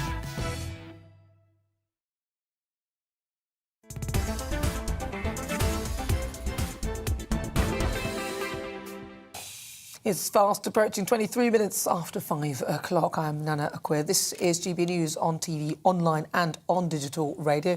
I'm with my panel, comedian Leo Kearse, and also co-founder of Conservatives Against Racism, Albie Amankona. Right, so it's time for the Great British Debate this hour, and I'm asking, is the United Kingdom at risk of breaking apart? The Republican Party, Sinn Féin, is set to win most seats in the Northern Ireland Assembly election, and it's likely to reignite the debate about the possibility of Northern Ireland and Ireland becoming one country. And north of the border in Scotland, Nicola Sturgeon says that her party, the SNP, won by a country mile in the local elections, and she increased their seat tally, giving her confidence in her pursuit for a second independence referendum, although she hasn't ever stopped, has she? So for the Great British Debate this hour, I'm asking, is the United Kingdom at risk of breaking apart? Joining me now is GB News political editor Darren McCaffrey. He's actually in Belfast as the count continues. So Darren, really good to talk to you. Just take us back to some of the history of Sinn Féin and what they actually stand for, because some people might not really know what it's all about. Yeah, so today's been quite a significant day, Nana, in Northern Irish politics, because it's the first time in the history of this country, and Northern Ireland's been around for 101 years, that a nationalist party who want to see, as you say, a united Ireland, have topped the poll. They are the largest party, they're Sinn Féin. They received the most number of first preferences votes yesterday, and it looks like they're on course to have the most number of MLAs, members of the Legislative Assembly, at Stormont when the voting concludes. We reckon that could be later on tonight or indeed tomorrow. The DUP, who have been the largest party in Northern Ireland, they're a unionist party who wants to see Northern Ireland remain inside the UK. They have not done enough this time round. Nana are in second place. They've seen quite a substantial drop in their support. Essentially, the unionism vote has massively slumped to a large degree, as in people have not turned out, but also that it's been sadly sliced, if you like, that it's been divided between different unionist parties, and that has meant that Sinn Féin has been able to come through the middle and become the largest party. Interestingly, though, as well, Nana, another party that has done well is called the Alliance Party. It is a centrist party. It is a party that essentially says we are not nationalists or unionists. We don't really have a position on that. We just want to see Northern Ireland do well. And they have done very, very well this time round. What about Southern Ireland then, as they look on? Are they, bless you, Leah, as Southern Ireland look on to this, Do they have an appetite for a united Ireland as well? Because it's two parts, isn't it? You might say you want to join, but the other part might say no. Well, this is really fascinating. So I think, first of all, does Sinn Féin becoming the largest party make a united Ireland more likely? I mean, in some ways it does. As I say, it's a significant milestone. Ultimately, though, it's not up to Sinn Féin, for example, even if they become First Minister, for them to call a referendum. That's up to the Secretary of State in Northern Ireland, currently Brandon Lewis.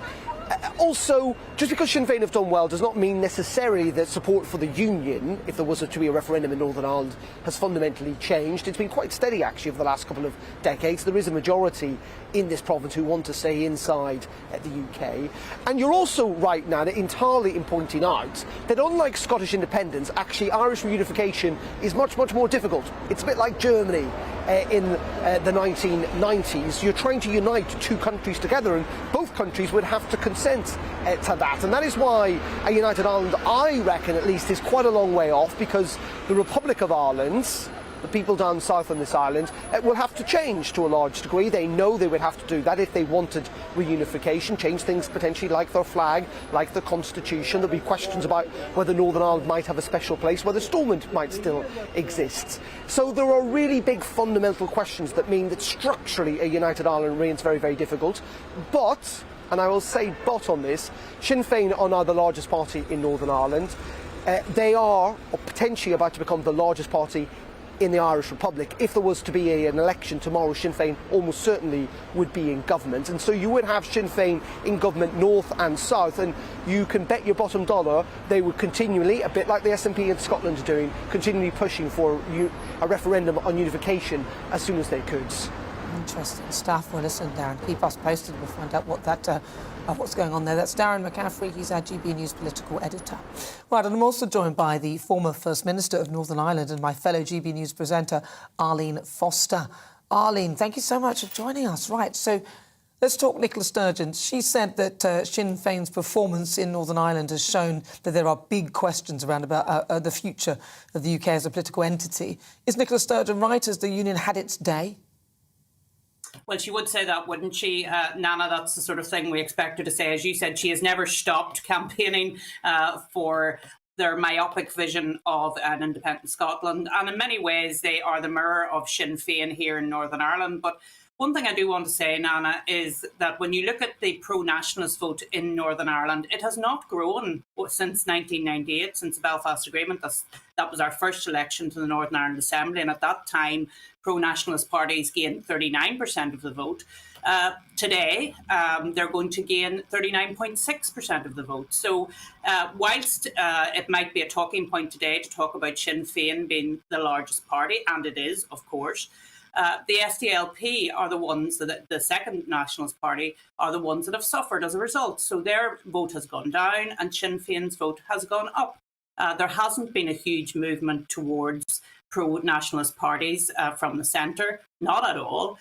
The big story of this election is the Alliance Party and the fact that they have in the centre ground people who want the status quo, people who don't really take a position on the Constitution. Those are the people that have gained. And it's not nationalism that have gained ground, but I do say it, they have had a good day, Sinn Féin, in terms of becoming the largest party.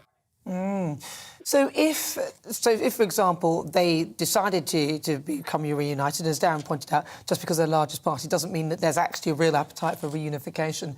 What happens with regard to the Northern Ireland Protocol and the whole business with Brexit? Well, this is the point. The protocol has caused economic and societal disturbance here in Northern Ireland, and as a result of that, the Northern Ireland Assembly, I don't think, will come back together again. The executive will not be formed until our own government, the British government, takes action in relation to the protocol. In Northern Ireland, we're in a mandatory coalition.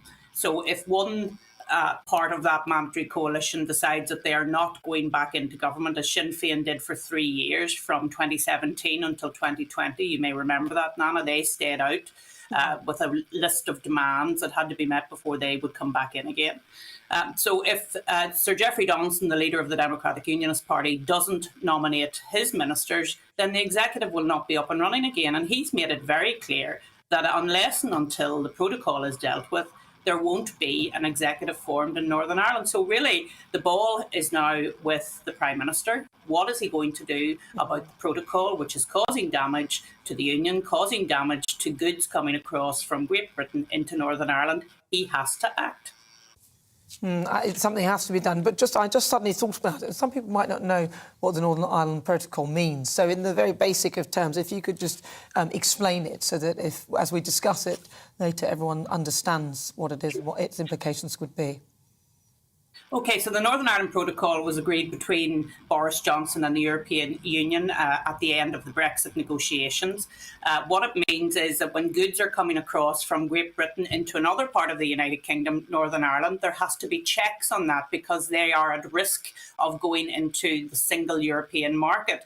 Now, it's all a load of nonsense, obviously, because most of the goods coming across from Great Britain into Northern Ireland never go near the single market. They're destined for Northern Ireland usage and for consumption in Northern Ireland. And so there is very little risk to the single European market.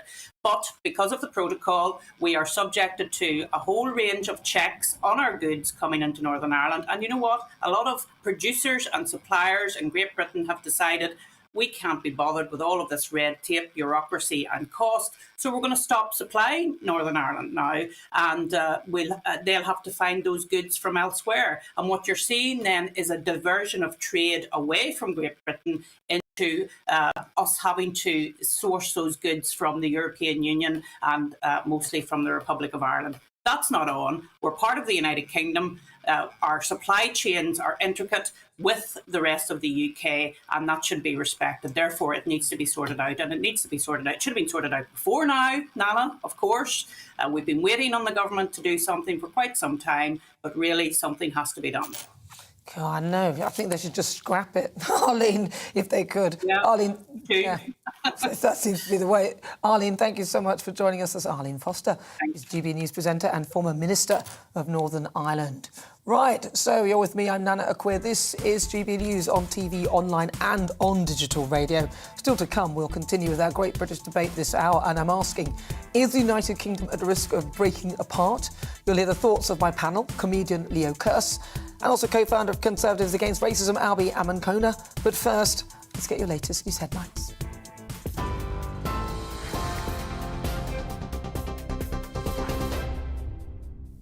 Good afternoon, it's 33 minutes past 5. I'm Bethany Elsey in the GB Newsroom. The Conservative Party has lost nearly 500 council seats across England, Scotland and Wales in the local elections, with Labour and the Liberal Democrats making significant gains. In Scotland, the SNP remains the largest party, and in Wales, Plaid Cymru gained 3 councils.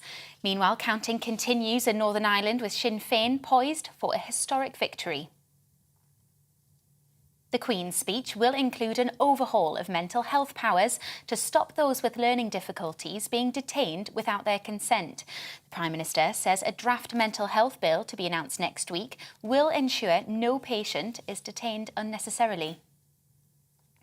A further 18 children have been found to have sudden onset hepatitis, bringing the UK total to 163. The Health Security Agency says the adenovirus may be causing the severe liver condition, although investigations continue. North Korea has fired a short-range ballistic missile from a submarine off its east coast. That's according to South Korean military. It comes just 3 days before the inauguration of South Korean President-elect Yoon Suk-yeol, who vowed to take a hard line against the North. It's the second launch this week, with Pyongyang vowing to develop its nuclear forces at the fastest possible speed. And a consortium has agreed terms to buy Chelsea Football Club from Roman Abramovich in a £4.25 billion deal. It's led by Todd Boehly, who's the co-owner of the Los Angeles Dodgers baseball team. Mr. Abramovich has been forced to sell after being sanctioned by the UK government over his links to Russian President Vladimir Putin. On TV, online and DAB+ radio, this is GB News. We'll get back to Nana in just a moment.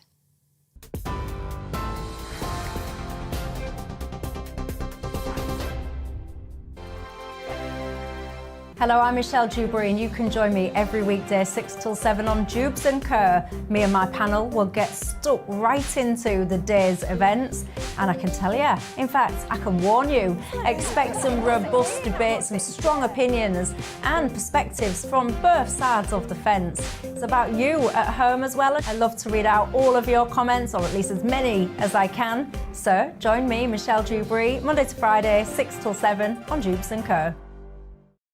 On radio, they call it the drive time slot, 4 p.m. until 6 p.m.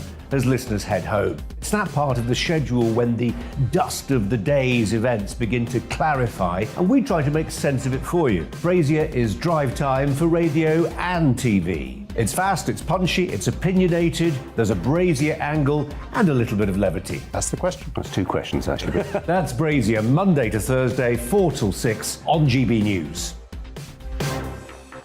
Hello, I'm Patrick Christie's. And I'm Mercy Moroki. Make sure that you join us Monday to Thursday, 10 a.m. until midday, right here on GB News for To The Point. We're not afraid to talk about the topics that matter to you, or the big topics that always matter. We cover absolutely everything, from the breaking political stories of the day to law and order, what's going on in the channel. We're not afraid to hold people to account. We always make sure we include your views on our show. Indeed, if you're thinking it, you can guarantee that we're saying it. So make sure you join the conversation with us, 10 a.m. until midday, Monday to Thursday, for To The Point on GB News. I'm Dan Wootton. Join me Monday to Thursday from 9 to 11 for the feistiest and most fun news debate on TV, where free speech reigns. I'll bring you a sharp take on the day's biggest stories, bombshell newsmaker interviews, and A-list guests. And I guarantee you, no spin, no bias, no censorship, and no reason to go to bed. That's Dan Wootton tonight, Monday to Thursdays from 9 on GB News.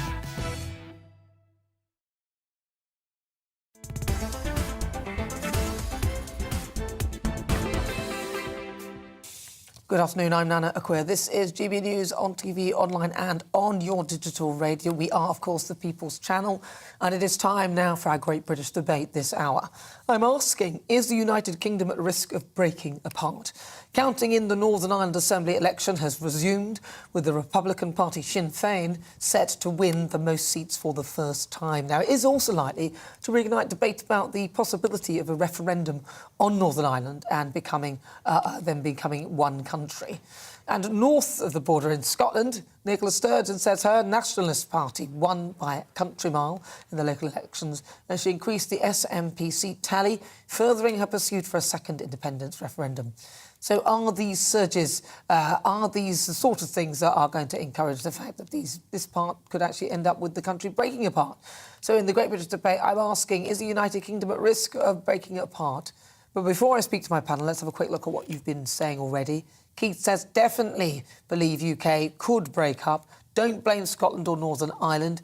Leaving England, just look at the state of Westminster.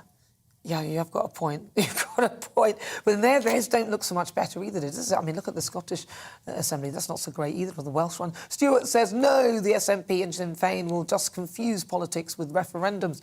No one in their right mind votes to make themselves poorer. And Sam says, if they vote to leave, surely we should just let them leave. Well, keep your thoughts coming. I don't know. We should vote as to whether... Because if somebody's leaving, you've got to decide whether they're going to, whether you're going to sort of... You've got a decision to make in there as well. I mean, if it's a relationship, maybe not. But like this, yes. Right, let's see what my panel make of that, though. I've got comedian Leo Kearse and co-founder of Conservatives Against Racism, Albie Annan-Kona. Right, I'm going to start with you. Let's touch on Scotland first. Yeah. Nicola Sturgeon. Yeah. Cranky. I shouldn't say that. I just said it out loud, but I did. She does remind me of the cranky. I can't help it. But she has been saying that now, again, surprise, surprise, this is a chance this could suggest that we need to go for an independence referendum. There's literally nothing that Nicola Sturgeon sees on a daily basis that she doesn't think is cause for a second independence referendum.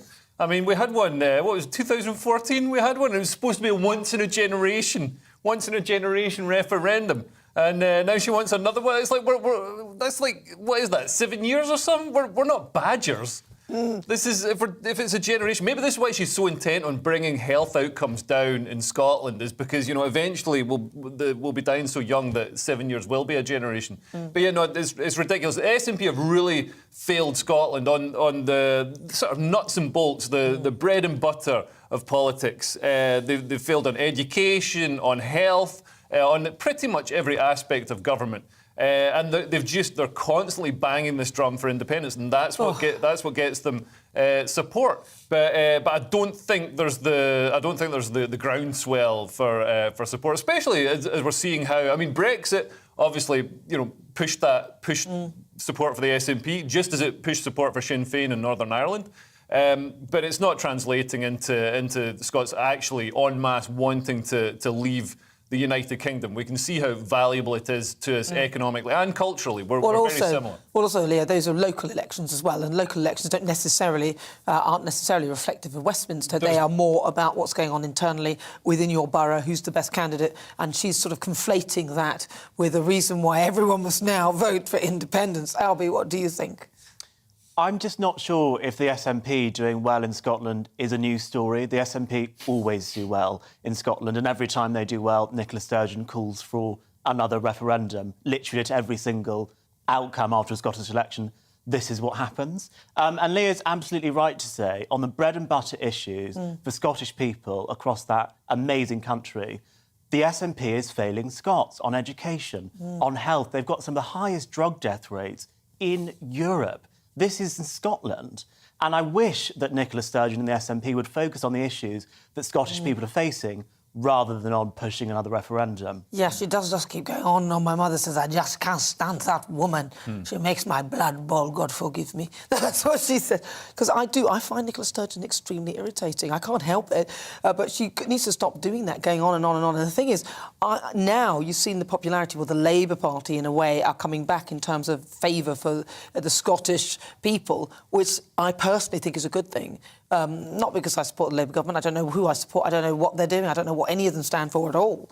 But it's a good thing because there's better opposition, and it means that monopoly and that stranglehold that they have. She's not mentioned that, has she? Well, yeah, that's the part of the problem in Scotland. The sort of unionist, the pro-British vote is split across various parties, and they're very disorganised and they're not very effective.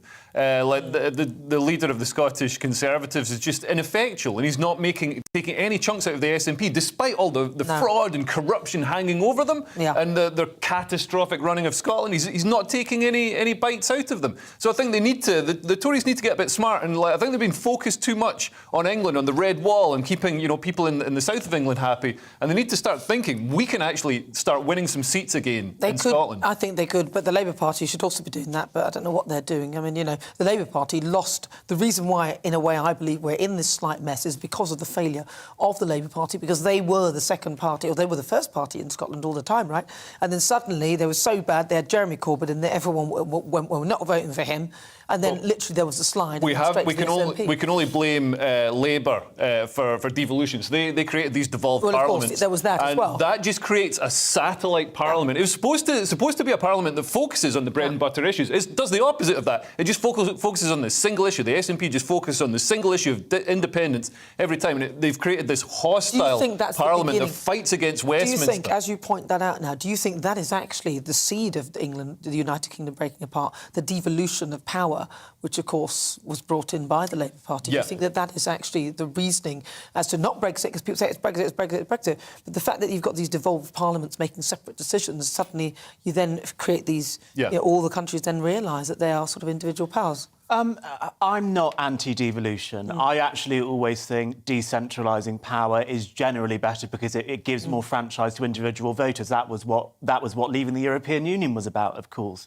And I don't think it's necessarily good enough for us here down in London and for British parties to be saying, oh, well, the Scottish voted for the SNP and Sinn Féin are voting... Sorry, the Northern Irish are voting for Sinn Féin. Our British unionist parties need to make those arguments for unionism better, and then people will vote for us. And at the moment, we're clearly not making those arguments strongly enough. We're too focused on issues like Partygate and on navel-gazing rather than solving the issues for all four countries in the United Kingdom. Well, the only reason I've been dragged into the whole Partygate thing is because of the hypocrisy. Other than the actual parties themselves, I really couldn't give two hoots about. But I can't stand hypocrisy, and I don't think that people like that should be leading anything. And actually, whilst I do like Boris, I think he's great, the way this is all panning out, it's unfortunate that we haven't had a chance to really get his sort of Churchillian leadership style going because there's the distraction and everything else. Well, he's doing it in the Ukrainian parliament Parliament. Well, get well, standing ovations there. Well, exactly, that's what he likes. But what about in Northern Ireland then, Albie? You're looking over at Northern Ireland, you've got Sinn Féin now. It looks like they're going to win favour. Obviously, things haven't finished, but it does seem that it's going that way. What do you think that impact might be on the union? Call me old-fashioned, but I don't think a 0.6 gain in vote share in 24 years is necessarily a sign of success. I think it's probably a sign of stasis, actually. Now, that's not to take away from the symbolism of the fact that Northern Ireland, the largest party in Northern Ireland, will be Sinn Féin. But of course, with the Northern Ireland Executive, there's a power-sharing agreement between the two largest parties. So there'll be the First Minister, which assumedly will be a Sinn Féin First Minister. And then if they can come to a power-sharing agreement, it could be the DUP or the Alliance Party. So it's not the same situation in Scotland where if the SNP win, Nicola Sturgeon is the First Minister. That's not going to happen in Northern Ireland. The First Minister of Northern Ireland, the Deputy First Minister, actually have exactly the same role in the Good Friday Agreement. So do you feel that this country is sort of on the verge of breaking apart, breaking out because of Brexit? No, I don't, to be honest. And I think actually it shows the success of democracy, even though I think devolved parliaments are a mistake. I mean, in Stormont, in Northern Ireland, you have to have a devolved parliament, obviously, because of the situation there. And it actually shows the success of democracy. Because, I mean, let's not forget that, Gerry Adams and Martin McGuinness, these are people that, 20, 30 years ago were leading an organisation, a terrorist organisation that was massacring civilians and women and children. It was awful crimes. Then there was that whole thing with his voice as well, where he wasn't allowed to speak, so they had the whole superimposed voice. Do you not remember that? Yes, I do remember. But, I mean, that's an incidental thing. But I just remembered that. When you said his name, I thought, oh, God, remember that? But now people are settling these differences at the ballot box, and the system seems to be working. So, I mean, I don't think we're gonna get... There's not a groundswell. Only 35% of people actually want a border poll, want a referendum to actually leave, to reunify Ireland and Northern Ireland. And I don't think Ireland itself, which you actually referred to as Southern Ireland, is not. It's Ireland. It's the original Ireland. Well, listen, no, but people in Ireland are. Okay. There's not a groundswell of support for reunification thank you either. for correcting me on that. It's not really a big deal, though, is it? It is if you're Irish. Not really, not really, because what I'm saying is that's like calling Scotland Northern England. No, but what I'm doing is, well, it is. Or Northern Britain. No, it's not. Listen. So anyway, so the point of this is nothing like that at all. There's two separate issues. So the point of it is, do you think that the Northern Ireland Protocol should just simply be scrapped and we should just get on with it? Because as Arlene said, it should be, I think, personally. I think the government needs to put some focus on resolving this issue, because having a customs border in the middle of the Irish Sea isn't working. As we heard, it's companies and people in Northern Ireland can't do business with the Union, with the United Kingdom, which is the country they're in. It's bizarre. Briefly, Albie. The Northern Ireland Protocol situation needs to be resolved, but it requires good faith from both the European Union and the British government, and I'm not sure we're seeing that. Yeah, I mean, the EU should just let us get on with it, really, seriously. Right, well, lots of you have been getting in touch with your views. Dermot says a united Ireland makes sense, and if the Scots wish to withdraw, I'm fine with that, as long as the terms are fair and they take on their percentage of the national debt. They should be told the terms before voting for independence. Let's see what Colin has to say. He says the political wing of the IRA should never have been allowed to operate in Northern Ireland. Stephen says, Nana, a lot of people think it's time the UK split up, think England should get rid of English taxpayers, pay for just England and pay for just England. I think there should also be hard borders between us and Scotland and Wales. Give the English a referendum on whether we want to go it alone. You know what? That's one of the things that I've often thought. We've got the whole thing where everyone's saying, oh, well, I don't know whether I want to be with you. And then they're all sort of breaking off. And it's like, well, how come we don't get a say in whether we want you to leave? Well, where are you going to put your nuclear missiles? What's your point? Well, where are you going to put your nuclear missiles? Well, you can put them in Kent? Well, they're ours. We'll move them. Right. And where are you going to get some from, yeah? Where are you going to get your water from? Where are you going to get your money to Where are you going to get your from? politicians and your soldiers from? Yeah, well, where are you going to get your money Gordon for? Brown was the last Scottish Prime Minister. How good was he? Anyway, I worry about the UK. This is what Jill says. She said, I worry about the UK breaking apart from Scotland and Ireland, but I question who would be worse off. Yes, very true. Samantha says it's so refreshing to hear Leo speak out against the way Scotland is being run. It's so good to hear Scotsmen man who knows his country is being run by fools. And on that bombshell... There's one thing that unites us all. Exactly, that Leo is a fool. Sorry. It's time for our quickfire quiz. It's a part of the show where I test my panel on some of the other stories hitting the headlines right now. I'm with comedian Leo Kirsten, also co-founder of Conservatives Against Racism, Albie Amankona. Right, they've both got a buzzer. Leo, buzz your buzzer. Let's hear it. Very good. And Albie... Nice. All right, let's do question 1. OK, what are parents being asked to avoid putting in their children's lunchbox? Is it A, jam sandwiches, B, peanut butter sandwiches, or C, Marmite sandwiches? Leo? Is it peanut butter sandwiches? Because of the allergies. Albie, what are you going to say? Jam. I can't take your answer, listen, Buzz. Jam. I'm afraid I can't accept that because you didn't buzz with your first answer. So, unfortunately, whilst it is jam sandwiches, neither of you get a point. Why is it jam? Remember the rules of this.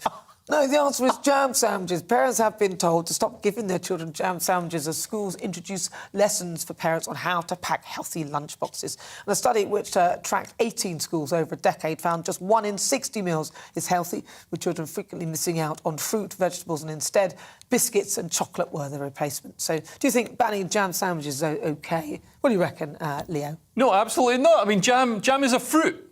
It's made from strawberries or something. It's red. So it's got vitamins, probably. And a lot of sugar. Albie? I think parents know best what to feed their children, so it shouldn't be banned. It should be left to individuals to make the right choices. And you think they would have banned peanut butter, actually, to be fair. Right, question 2. How much did the Ukrainian president's fleece sell at for the auction? Closest answer gets a point. Leo? £90,000. Albie? £500,000. I'm afraid Leo got it spot on because he must have known the answer. Yeah, yes, 90,000. I read the news. Ukrainian President Volodymyr Zelensky. His iconic fleece jacket has sold for 90 grand in a fundraising event for the country devastated by the Russian invasion as Ukraine battles against the greater military strength and resources of Vladimir Putin. Although we'll see about that. Auctions have been taking place to raise money for the cause. So do you think Zelensky has become an icon? Albie? He has absolutely become an icon of liberty, democracy and resistance against an oppressor. Yeah, I think he's great, although he's sort of raised the bar a bit too high for stand-up comedians. You know, I thought I was doing all right just being a panellist on GBNews. Now apparently I've got to lead a country and went to war against Russia. Well, good luck with that. You can start with Scotland. Right, question 3. Why are gardeners celebrating this week? Is it A, plant seeds are getting cheaper, B, greenhouses are getting cheaper in carbon cut schemes, or C, Naked Gardening Day? Albie? C, is it Naked Gardening Day? It is indeed, Albie. It is Naked Gardening Day. Very good, Albie. So have you ever gardened naked? I don't garden at all, Nana. What about you, Leo?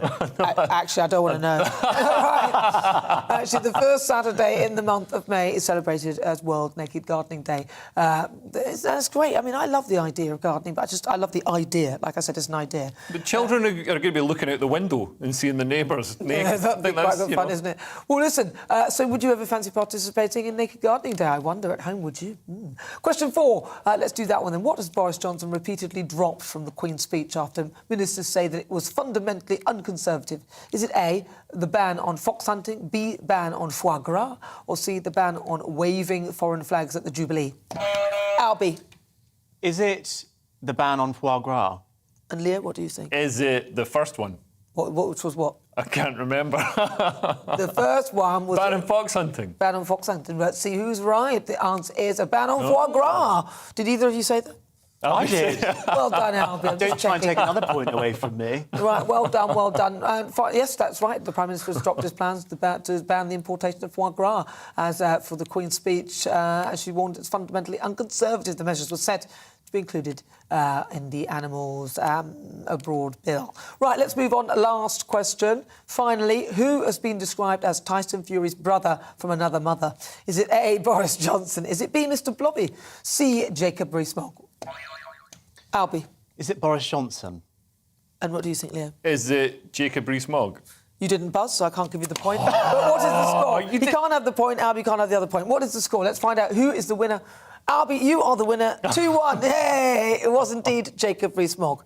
It's unfortunate. You could have tied Leo, but sadly you did not follow the rules. Yes, that's fine. You didn't follow the rules, so unfortunately it is 2-1 to Albie. Good job. Leo's laughing. Are you on again sometime? Right, on today's show we've been asking... I know you just never leave this place. Yeah. On today's show we've been asking whose leadership is at greater risk. Is it Boris or Keir? What do you think? According to our Twitter poll, 18.8% of you say Boris and 81.2% of you say Sir Keir Starmer. Interesting stuff right there. Well, I've got to say thank you so much to my fabulous panel. Comedian Leo Kearse. Thank you very much, Leo. Thank you. Also co-founder of Conservatives Against Racism, Albie Ammon-Kona. They joined me today. I've got to say a big thank you to you at home for joining me as well. It's been a pleasure. Don't forget, for those of you who want to watch the show back, you can download the GB News app where you can find everything we're doing. You can find all of that live stuff, or check out YouTube. You can see the action and some of the monologues there, and don't forget to put a like in. Right, well, I will be back tomorrow at 4 o'clock. Neil Oliver is on the way next. Have a wonderful Saturday. I'll see you tomorrow at 4. I'll leave you with the weather forecast. Good day. Let's take a look at the weather. And the UK is looking dry for much of the UK, with any showers beginning to fade away. Let's take a look at the details. Zooming into southwest England, and it will be a fine end to the day with plenty of late low sunshine ahead of dusk. Still fairly warm with temperatures around 16 Celsius. It will continue to become drier across southeast England, though rain still lingering for some. Sunnier spells trying to develop before the daylight dips. A fine and dry evening to come across Wales too, and pleasantly warm for the time of year. Temperatures holding up around 16 Celsius. Sunny spells for the Midlands too ahead of dusk, with any light showers